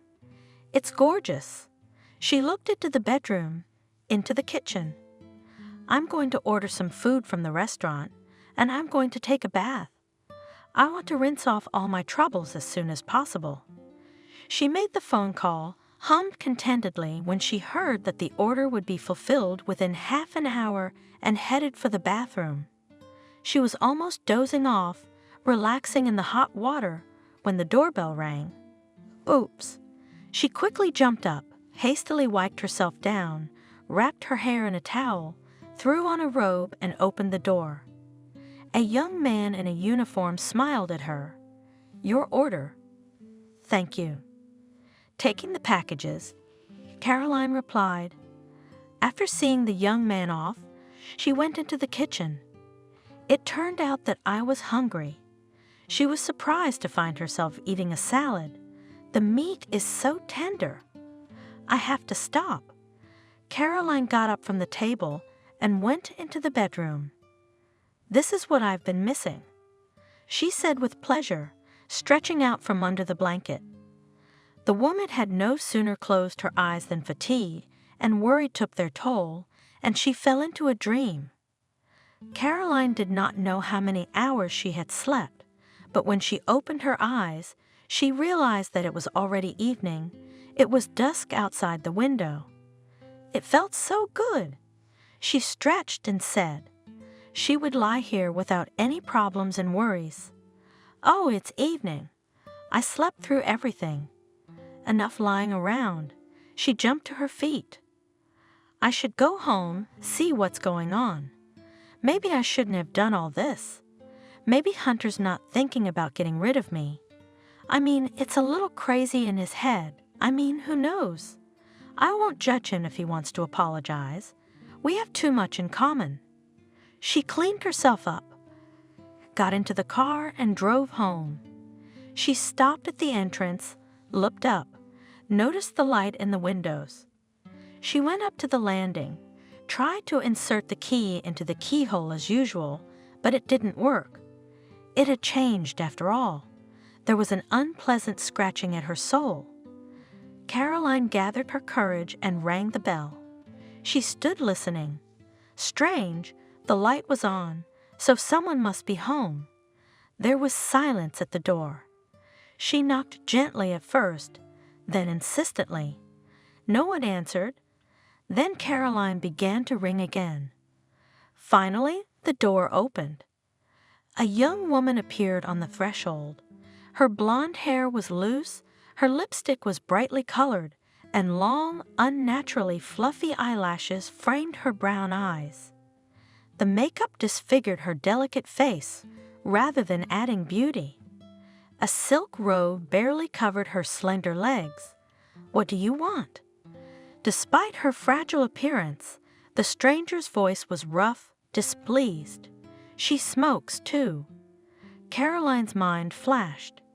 "Didn't anyone ever tell you that if people don't answer the door, they don't want to see anyone? And you calling and waking up my kid, who are you?" "Hello. I want to see Hunter. Send him in." Trying to remain calm, Caroline asked politely. "Aha, a stranger's guess. You're Hunter's ex. He's not here, and I don't know when he will be." Kathy tried to close the door. "I don't think he'll want to talk to you anyway. I think you've got it all figured out. Then I'll wait for him. I need to talk to him. You can't stop me." Caroline held the door. "Let me into the apartment. In case you didn't know, half of it is mine. I have every right to be in it. You have no business being here." Kathy pulled on the door again. "Hunter said you're not getting anything out of this apartment. Now this is my house. I decide who I let in here." "Okay, I'm sorry. I overreacted." Caroline tried to smooth things over. "Tell me when he's coming back and I'll leave." "I don't know when Hunter's coming back. You're not going to stay here all night, are you? Go away or you'll really wake up your son. If you don't leave me alone, I'll tell Hunter and he'll deal with you. Don't think you're going to get my sympathy. I know my rights. You're the one who's screaming like a victim right now." Caroline said calmly. so you don't have to put your head on straight. It won't be long before all the neighbors will come to see us fighting. You don't want the neighbors to know we're fighting, do you? I don't care about the neighbors. Get out. I don't have time to talk to you. My husband will be home from work. I have to get ready. He's so insatiable in bed. Kathy laughed. How would you know, though? The passion between you two is long gone. Hunter complained that you didn't satisfy him at all. Let's not discuss our bedtime affairs, shall we? Caroline blushed. I'll go. Just help me satisfy my feminine curiosity. She looked questioningly at her rival. Don't worry, I'm not going to interfere with your happiness.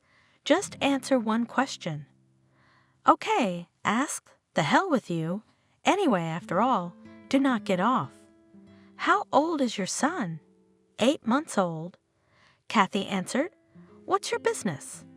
She looked suspiciously at the uninvited guest.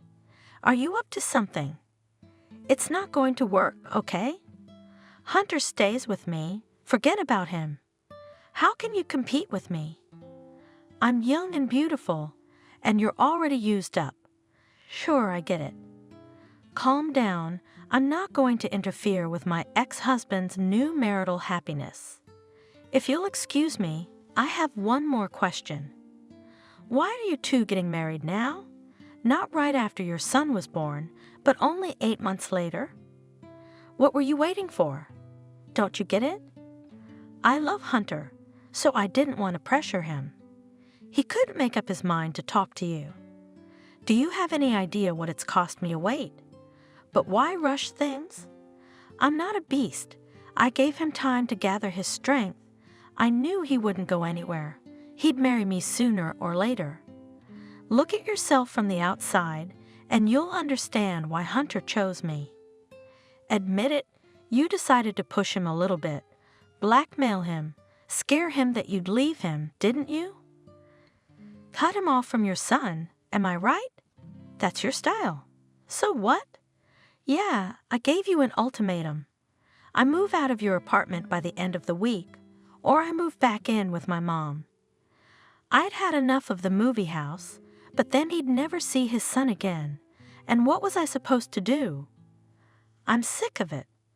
I need certainty, and my son a father, and I was also afraid that he was scared and changed his mind about divorcing you.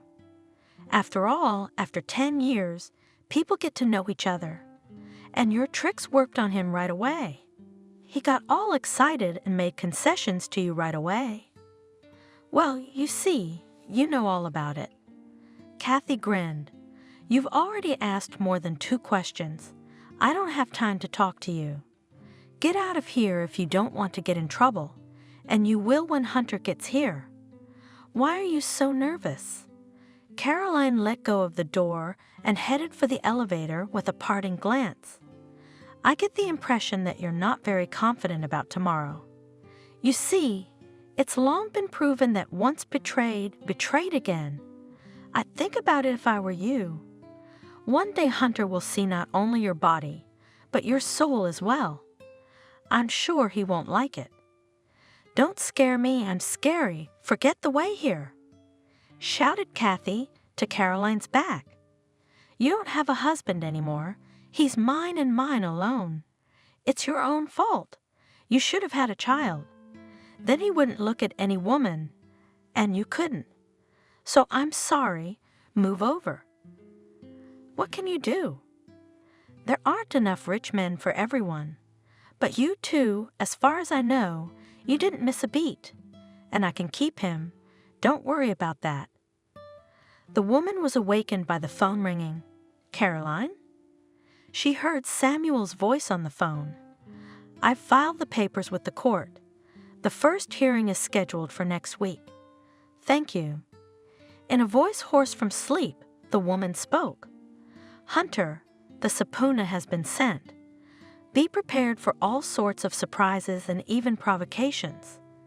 Not at all, she smiled. Hunter is not capable of that. I wouldn't be so sure. He betrayed you. A man who has tried to take away a piece of property will do anything to defend it. He's got something to fight for. I don't think he'd make such draconian terms himself. This shows the hand of the mistress. I spoke to her. Why? So you can piss Hunter off and complicate the property division process. I hadn't thought of that, but he didn't call with a claim. Maybe Kathy didn't tell him I was coming. We'll see, but we can't relax. The week went by without a hitch. Caroline showed up at the courthouse. Don't worry. Samuel took her hand reassuringly. You have nothing to worry about. Now the court will hear the parties and make a decision. I don't understand. Why isn't Hunter here? Caroline was nervous. We have a few minutes. Stand up. Court is now in session. The clerk announced, and the judge entered the courtroom with a decisive step. The court is adjourned due to the defendant's failure to appear. She announced, What does that mean?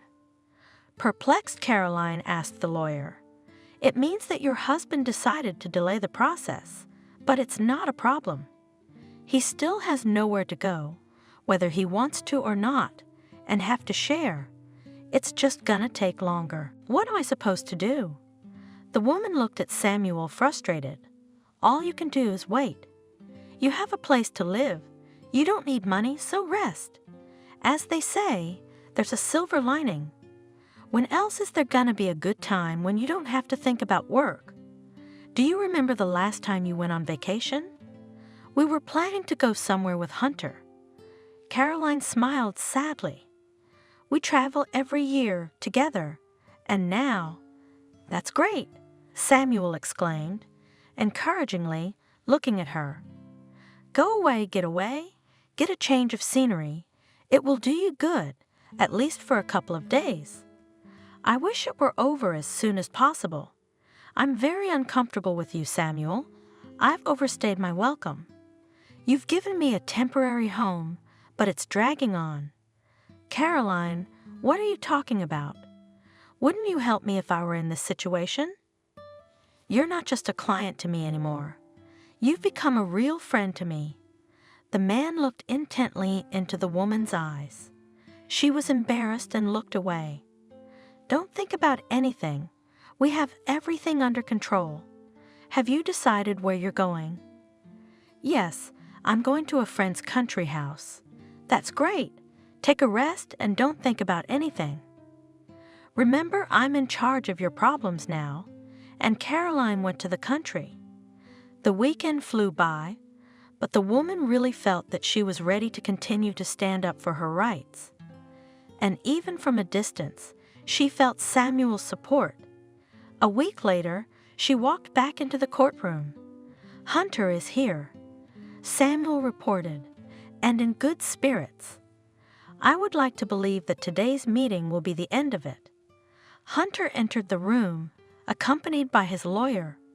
The judge has taken her seat. Court is now in session. The clerk announced, a civil case on the division of the property of the spouses is being heard.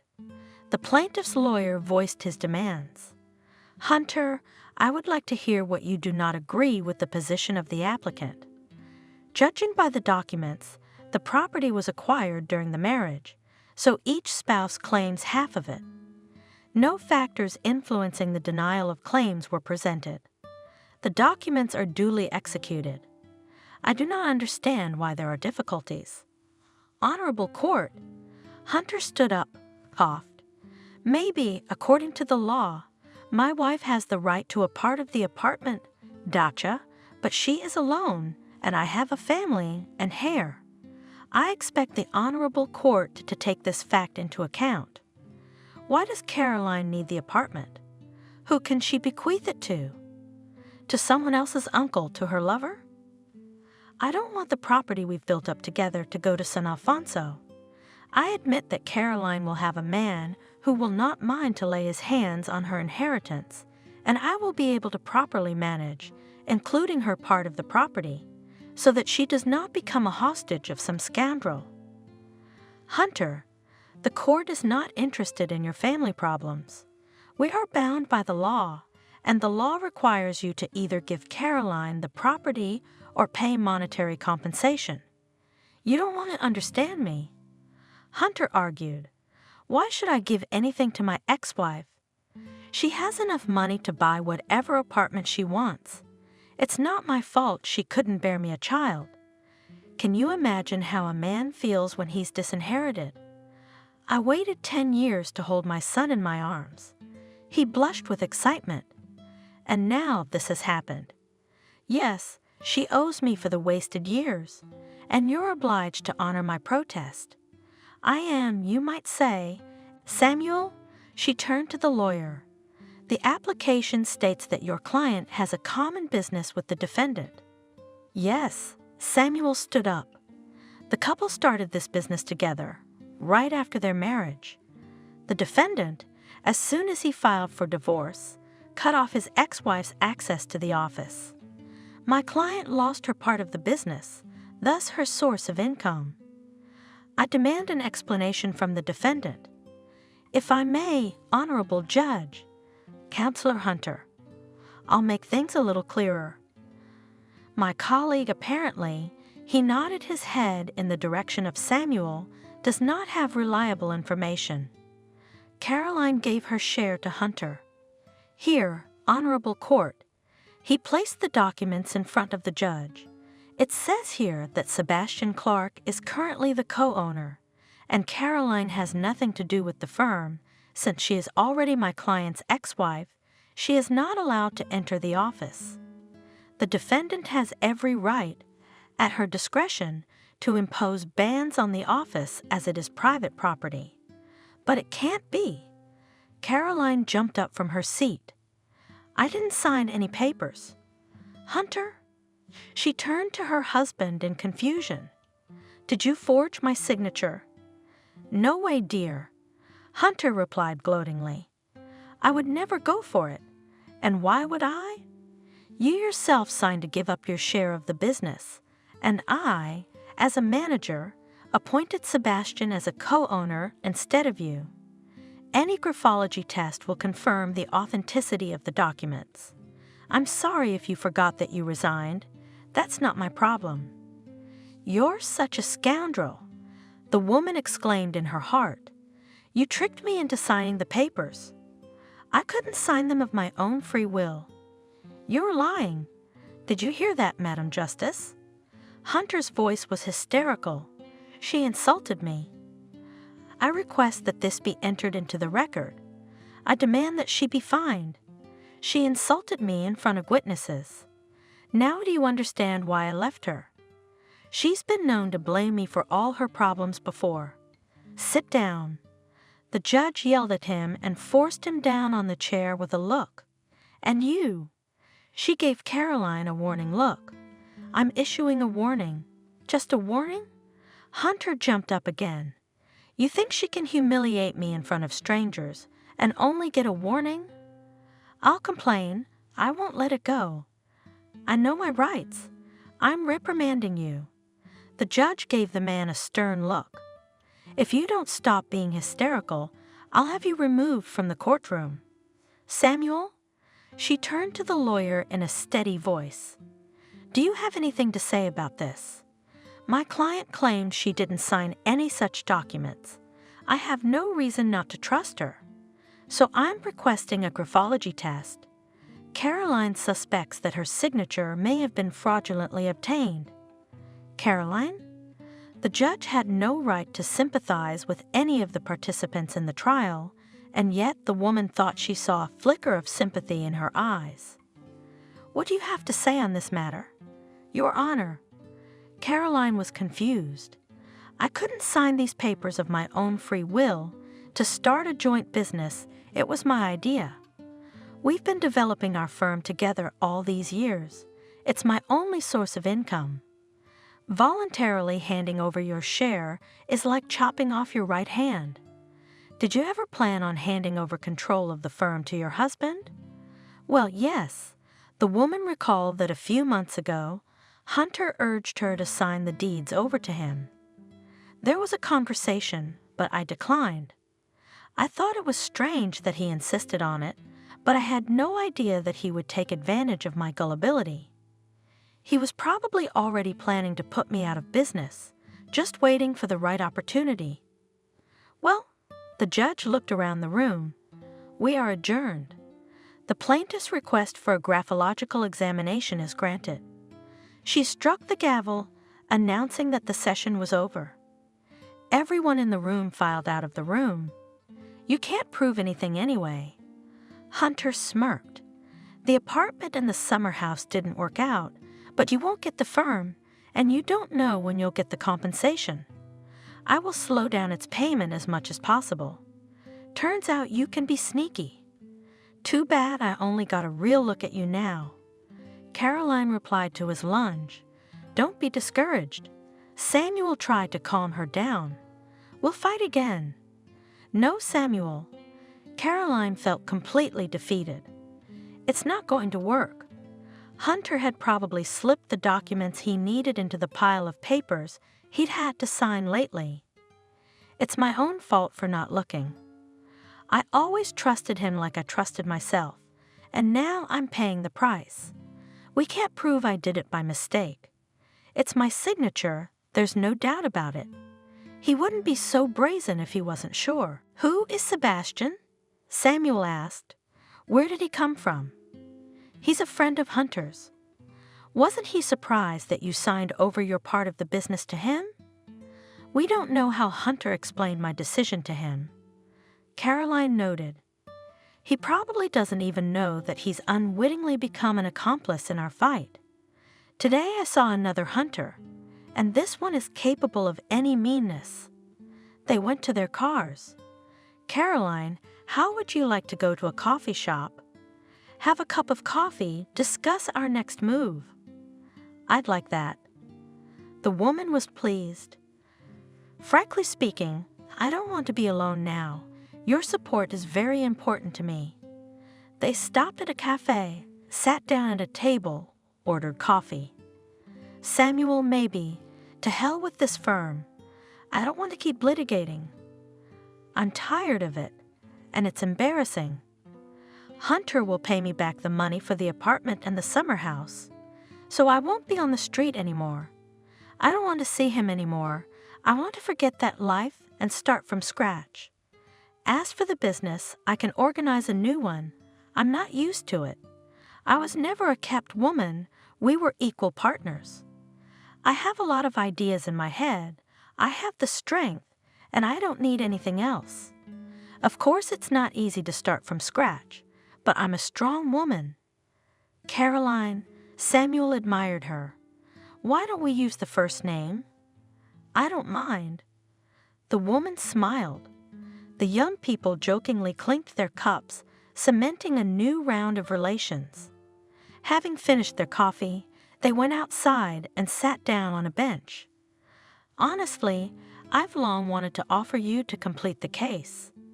Although, you know, for the sake of your happiness, I'm ready for a lot. And if necessary, we'll finish the job. Though I realize there's little chance of justice. Alas, we have no witnesses who can testify that Hunter deliberately wanted to take your firm away from you.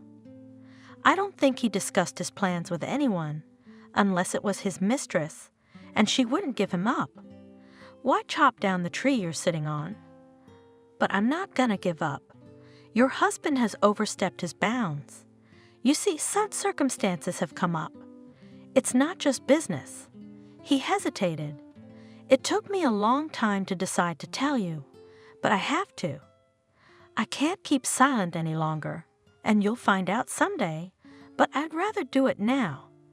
Maybe the blow won't be so hard. What else? Caroline asked anxiously. I thought that nothing could be worse than to lose a well-promoted business. What other problem has come over my head? Have you noticed any unhealthy atmosphere around you lately? Anything strange? People treating you differently? Maybe they've been asking strange questions? Think back. No, Caroline said, confused, feverishly going over the recent events in her memory. Well, yes, she remembered. For some reason, my friends started avoiding me as if I were a leper, or had borrowed money from them and didn't want to pay it back. Money's off the table, so that leaves lepers. You know something about that? Your husband, he was silent for a moment, trying to find the right words. He's spreading vicious rumors about you. About me? The woman marveled. But there is nothing in my life for which I should blush. Oh, you underestimate your ex-husband. And what are these rumors? Samuel frowned, not sure where to begin. Samuel, don't be stalling. I'll find out anyway. Not today, but tomorrow. Why did my friends start avoiding me? I've been wondering that myself. I somehow tried not to pay attention to their strange behavior, especially since I didn't care about it at all. Hunter tells every corner the story that you cheated on him at the beginning of your life together. I cheated? Is he sick? No, no one would believe that. He had no reason to question my fidelity. As you can see, there are those who believe it, but that's not all. He accuses you of not having children because you allegedly got pregnant by your lover to cover up the sin, had an abortion, and that's the reason for your infertility. But that's utter nonsense. Caroline gasped in shock. It was nothing like that. He's the first and only man I've ever been with. Why would he want to spread rumors about me? I don't understand. He knows better than anyone what I've been through, where I've been, what doctors I've seen. They say it's just the way it is. But I've always been faithful to him, and tears came to the woman's eyes. She suddenly turned to Samuel, took his head in her palms, looked intently into his eyes for a minute, then kissed him hard. Caroline, I'm all for it, but Samuel stared at her uncomprehendingly. Don't you want to explain yourself? Thank you. She smiled, letting him out of her arms. You've just opened my eyes. I never thought I'd be able to use my most potent argument against Hunter, but now I've lost all my doubts. I'm going to fight with his methods. What are you doing? Isn't it dangerous? Can I help? Tomorrow I'll meet with Hunter, and we'll finish this whole story, and then we'll start a new one with you. I don't really know what's going on, of course, but I like your attitude. Samuel took her hand. Were you being serious about us just now? Yes, Caroline answered simply. You've become really important to me, and you're the only one who has stood by me and who I can trust right now. So why don't we go to my place? The woman saw the passion in the man's eyes. Not this time. Caroline smiled guiltily at him. I have to get ready for my meeting with Hunter. I think it will be painful for him. With these words, she got up.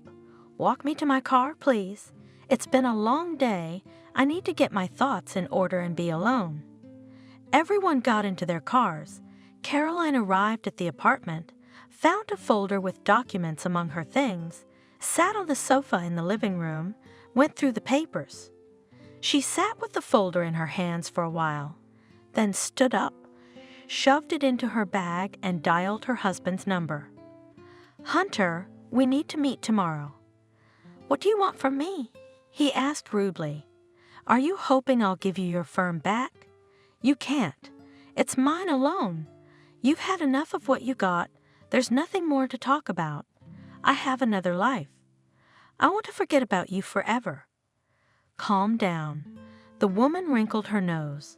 I'm not going to sue you for anything more. Then there's no reason to meet. I don't want to waste time on empty conversations.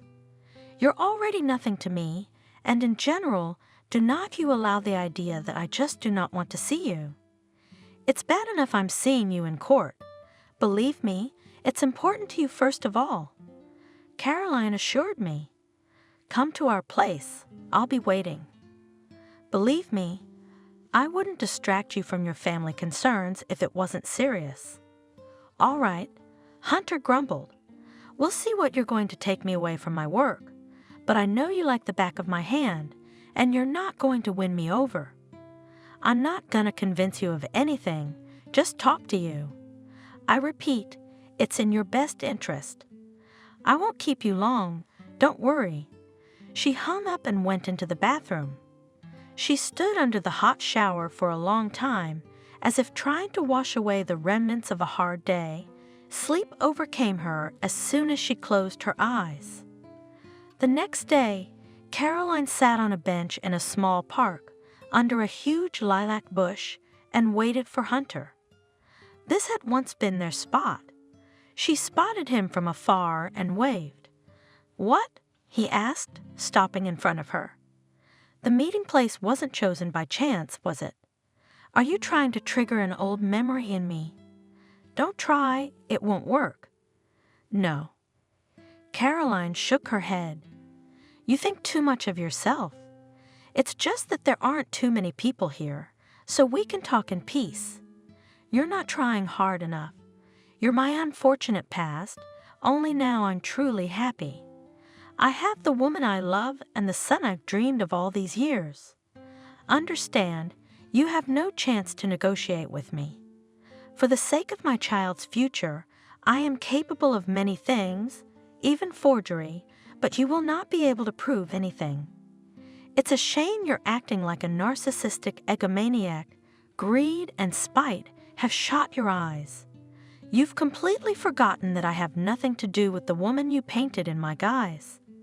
But I have not come to appeal to your conscience. Your family life has put it too firmly to sleep. But it matters not. I came to give it to you." She held out a folder of papers. "Here." "What's this?" he asked suspiciously. "Remember, about 5 years ago, we were at the clinic for a checkup. About your infertility." "Yes, we took the tests together." The woman put the folder on the bench next to her.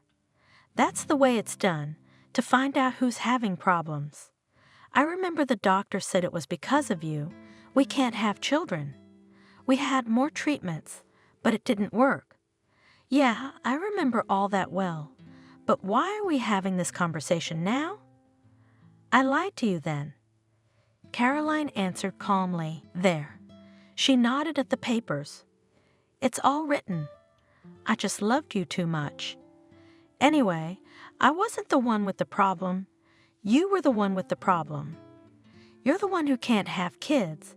You're infertile." "Are you kidding me? That can't be true."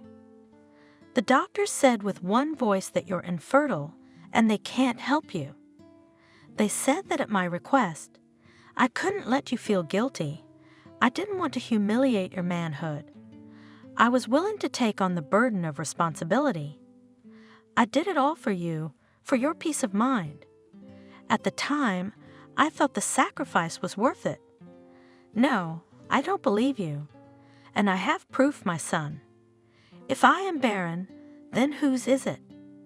That's a question I think you should ask your new wife." Caroline shrugged. "And study the documents at your leisure. I have no interest in deceiving you. Do you want to go to the clinic we went to? We still have the medical records. That's all I wanted to tell you. You see, you were wrong to be afraid. Our meeting was short-lived." She rose from the bench and walked slowly down the alley. Hunter looked at the folder in horror. "I don't believe it. I don't believe it. She's on purpose for me, slipping this to me now, jealous of my happiness. My boy, my Jordan, no one can take him away from me. Distrust my wife, my Kathy." He took the folder with shaking hands, sat down on the bench, and opened it.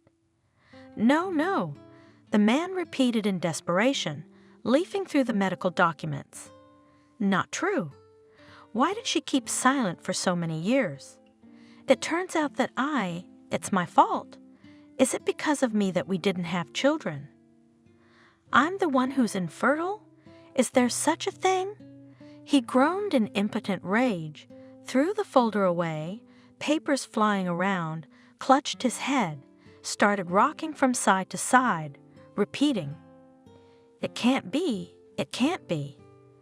I don't believe it. Why did she take all the blame? Why? And I'm a fool. I've been reproaching her all my life. God, what a fool I am. Hunter didn't know how long he sat like that. Then he woke up, put the certificates neatly into a folder, got up and walked down the alley to his car. He felt dizzy, his eyes were hazy. The man got into the car, started it, and drove off. He drove the car, circling aimlessly around the city. Finally, his eyes fell on the sign bar, turned off the engine, and entered the hall. Vodka 200. He tossed the bartender a drink and sat down on a stool. "Can I help you?" The young man put the glass in front of him, looking sympathetically at the man. "No." Hunter waved his head negatively, draining the contents of the glass.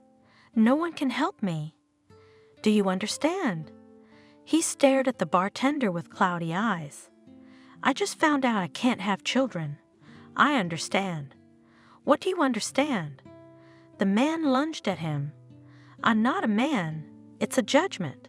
Life is over for me." "Pour some more." He moved an empty glass to the young man.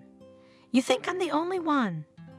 "The main thing is to have a loving wife and children. They can be adopted. How many of them are brought up in orphanages? As far as I know, it's not hard to do." "I don't want someone else's. I've always dreamed of my own, and I blame my wife that she can't give me an heir. And she hid the fact that I was infertile. Can you understand?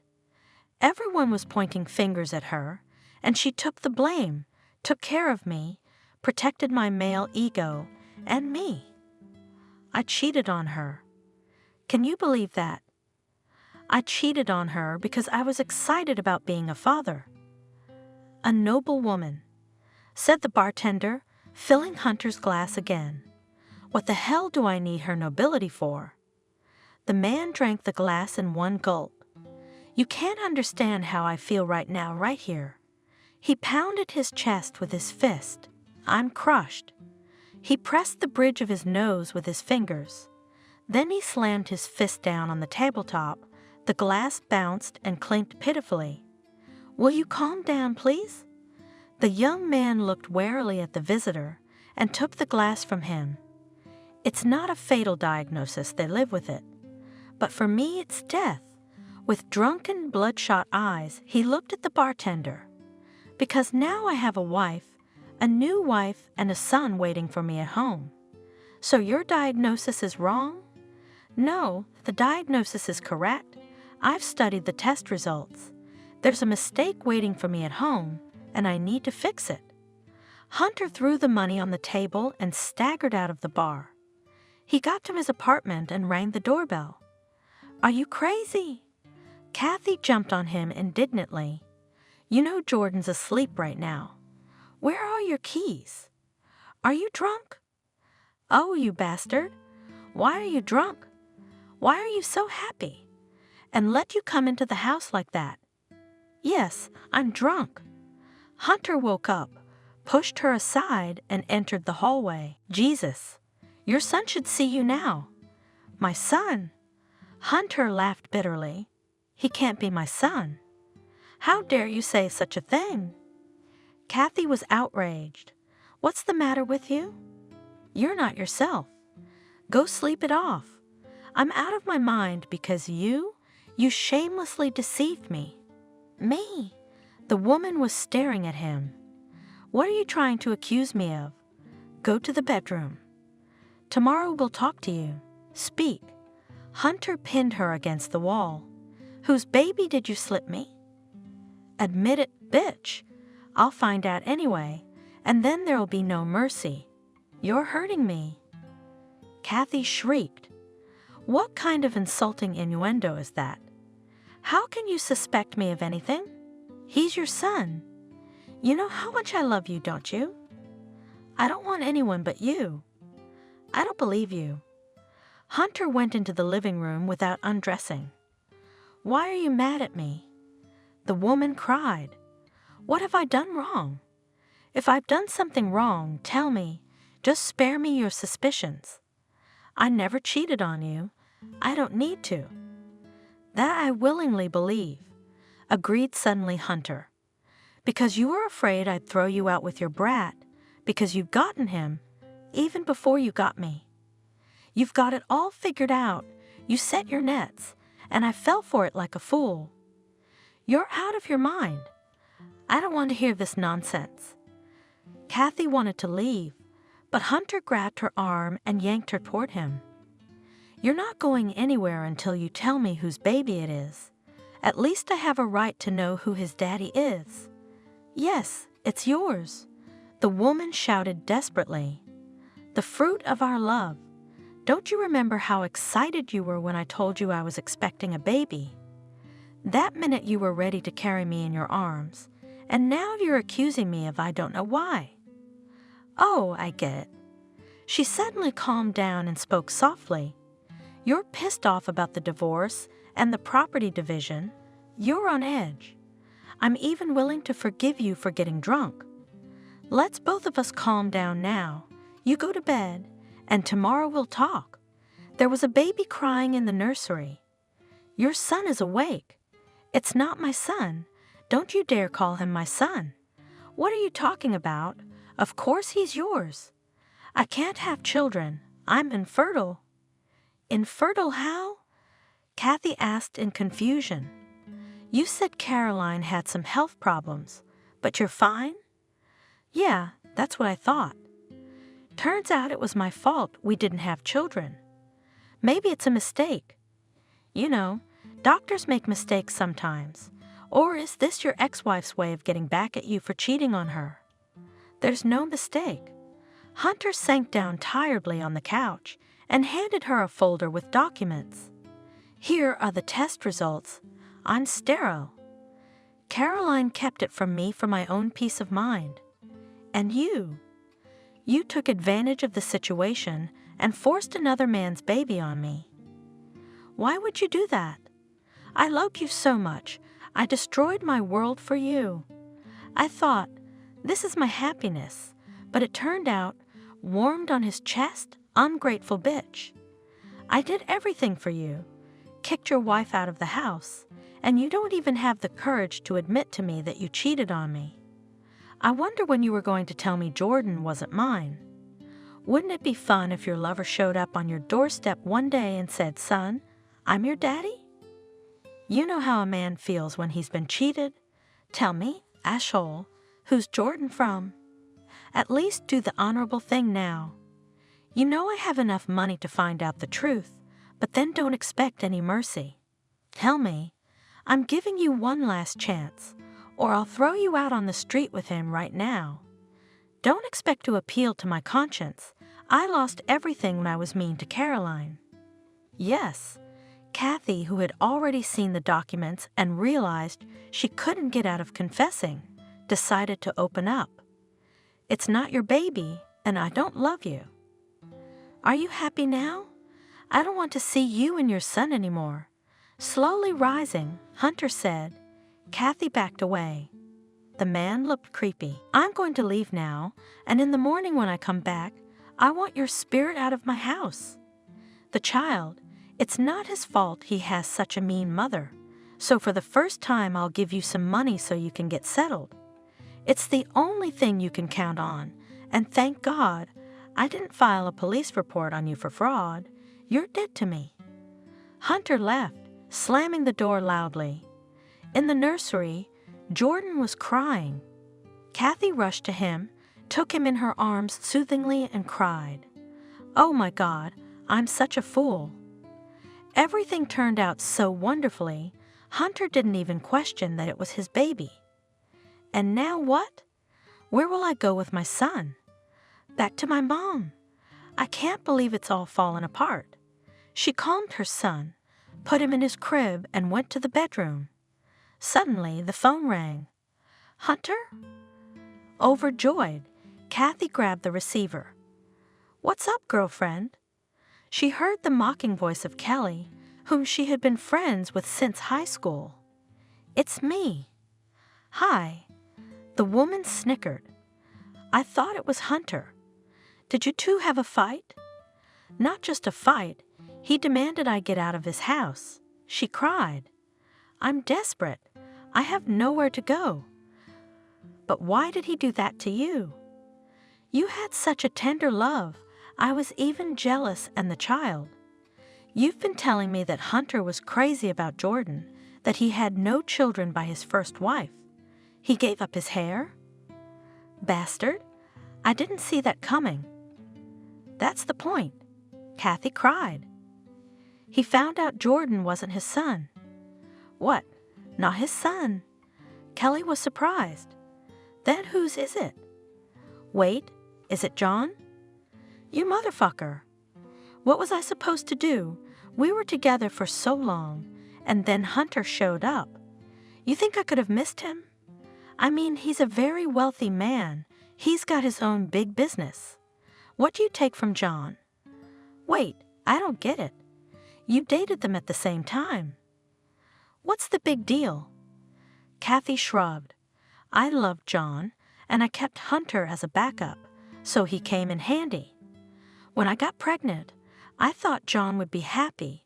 We'd be together. He'd propose. I even dismissed the fact that he wasn't rich. We'd work something out together. And he refused to have a son. Said he didn't want to be a burden. It was too late to get an abortion, and Hunter, he talked about in hair so often that I didn't hesitate to tell him about the baby, and he believed it. John disappeared from my life, and then I was all over Hunter. I didn't even have to convince him of anything, and he believed it was his. Of course, what else could he do? He'd been dreaming of an heir for 10 years, and now he was so lucky. For my sake, he divorced his wife and took away her company, and everything was going well for me, if it were not for his wife, who after 10 years decided to confess to her husband in the forgery of documents. He's sterile, he can't have children. Oh shit, Kelly cursed. What now? Did he kick you out? He won't forgive me. Kathy was silent, swallowing her tears. He told me to get out of his apartment. I don't know. What am I supposed to do? Where will she go with him now? I hate that Caroline. She ruined all my plans. If Hunter can't have kids, let him adopt Jordan. Talk to him, cry to him, see if it works. Won't he forgive you? He needs an heir anyway, and with you and your baby, he loves you. Now I don't know how stupid I am. It's a joke. Stop crying. Wait till morning. Can't you seduce a man? Wait for him. Meet him in nice lingerie, set the table. I don't have to tell you how to please a man, do I? I'm sure you can win him back. Why am I so unlucky? John ran out on me. Now Hunter. What's wrong with me? Don't worry, girlfriend. It's not over yet. I don't know. You should have seen him. He was so drunk and pissed off. Stop whining. It's the morning after. Get a grip on yourself. Take pity. Men love defenseless women. Believe me, I know what I'm talking about. It wasn't until late that night that Caroline reached home. She parked the car and headed for her apartment. Not reaching the driveway, she slowed her step, noticing Samuel on the bench, a huge bouquet of white roses lying next to him. "What are you doing here?" she asked as the man stepped up to meet her. "Somehow I was sure you would be sad after talking to Hunter. I decided to come and support you." He handed her the flowers. "You are an amazing woman. I never cease to admire you. So much stamina, so much patience, human dignity." Samuel looked at her tenderly. "I've never met a woman like you." "Thank you very much." "Yeah, you're right. I'm really sad. You know, it was really hard for me to put an end to my relationship with Hunter, 10 years together. But now I'm at ease. I'm rid of the shadows of the past. Fate has put everything in its place. Evil is punished. I am no longer interested in my husband's new family. Do not hurt his attitude to me. I am glad that my life has changed so abruptly recently. I don't regret anything because you are next to me." Caroline hugged the man tightly, which means that now everything will be fine.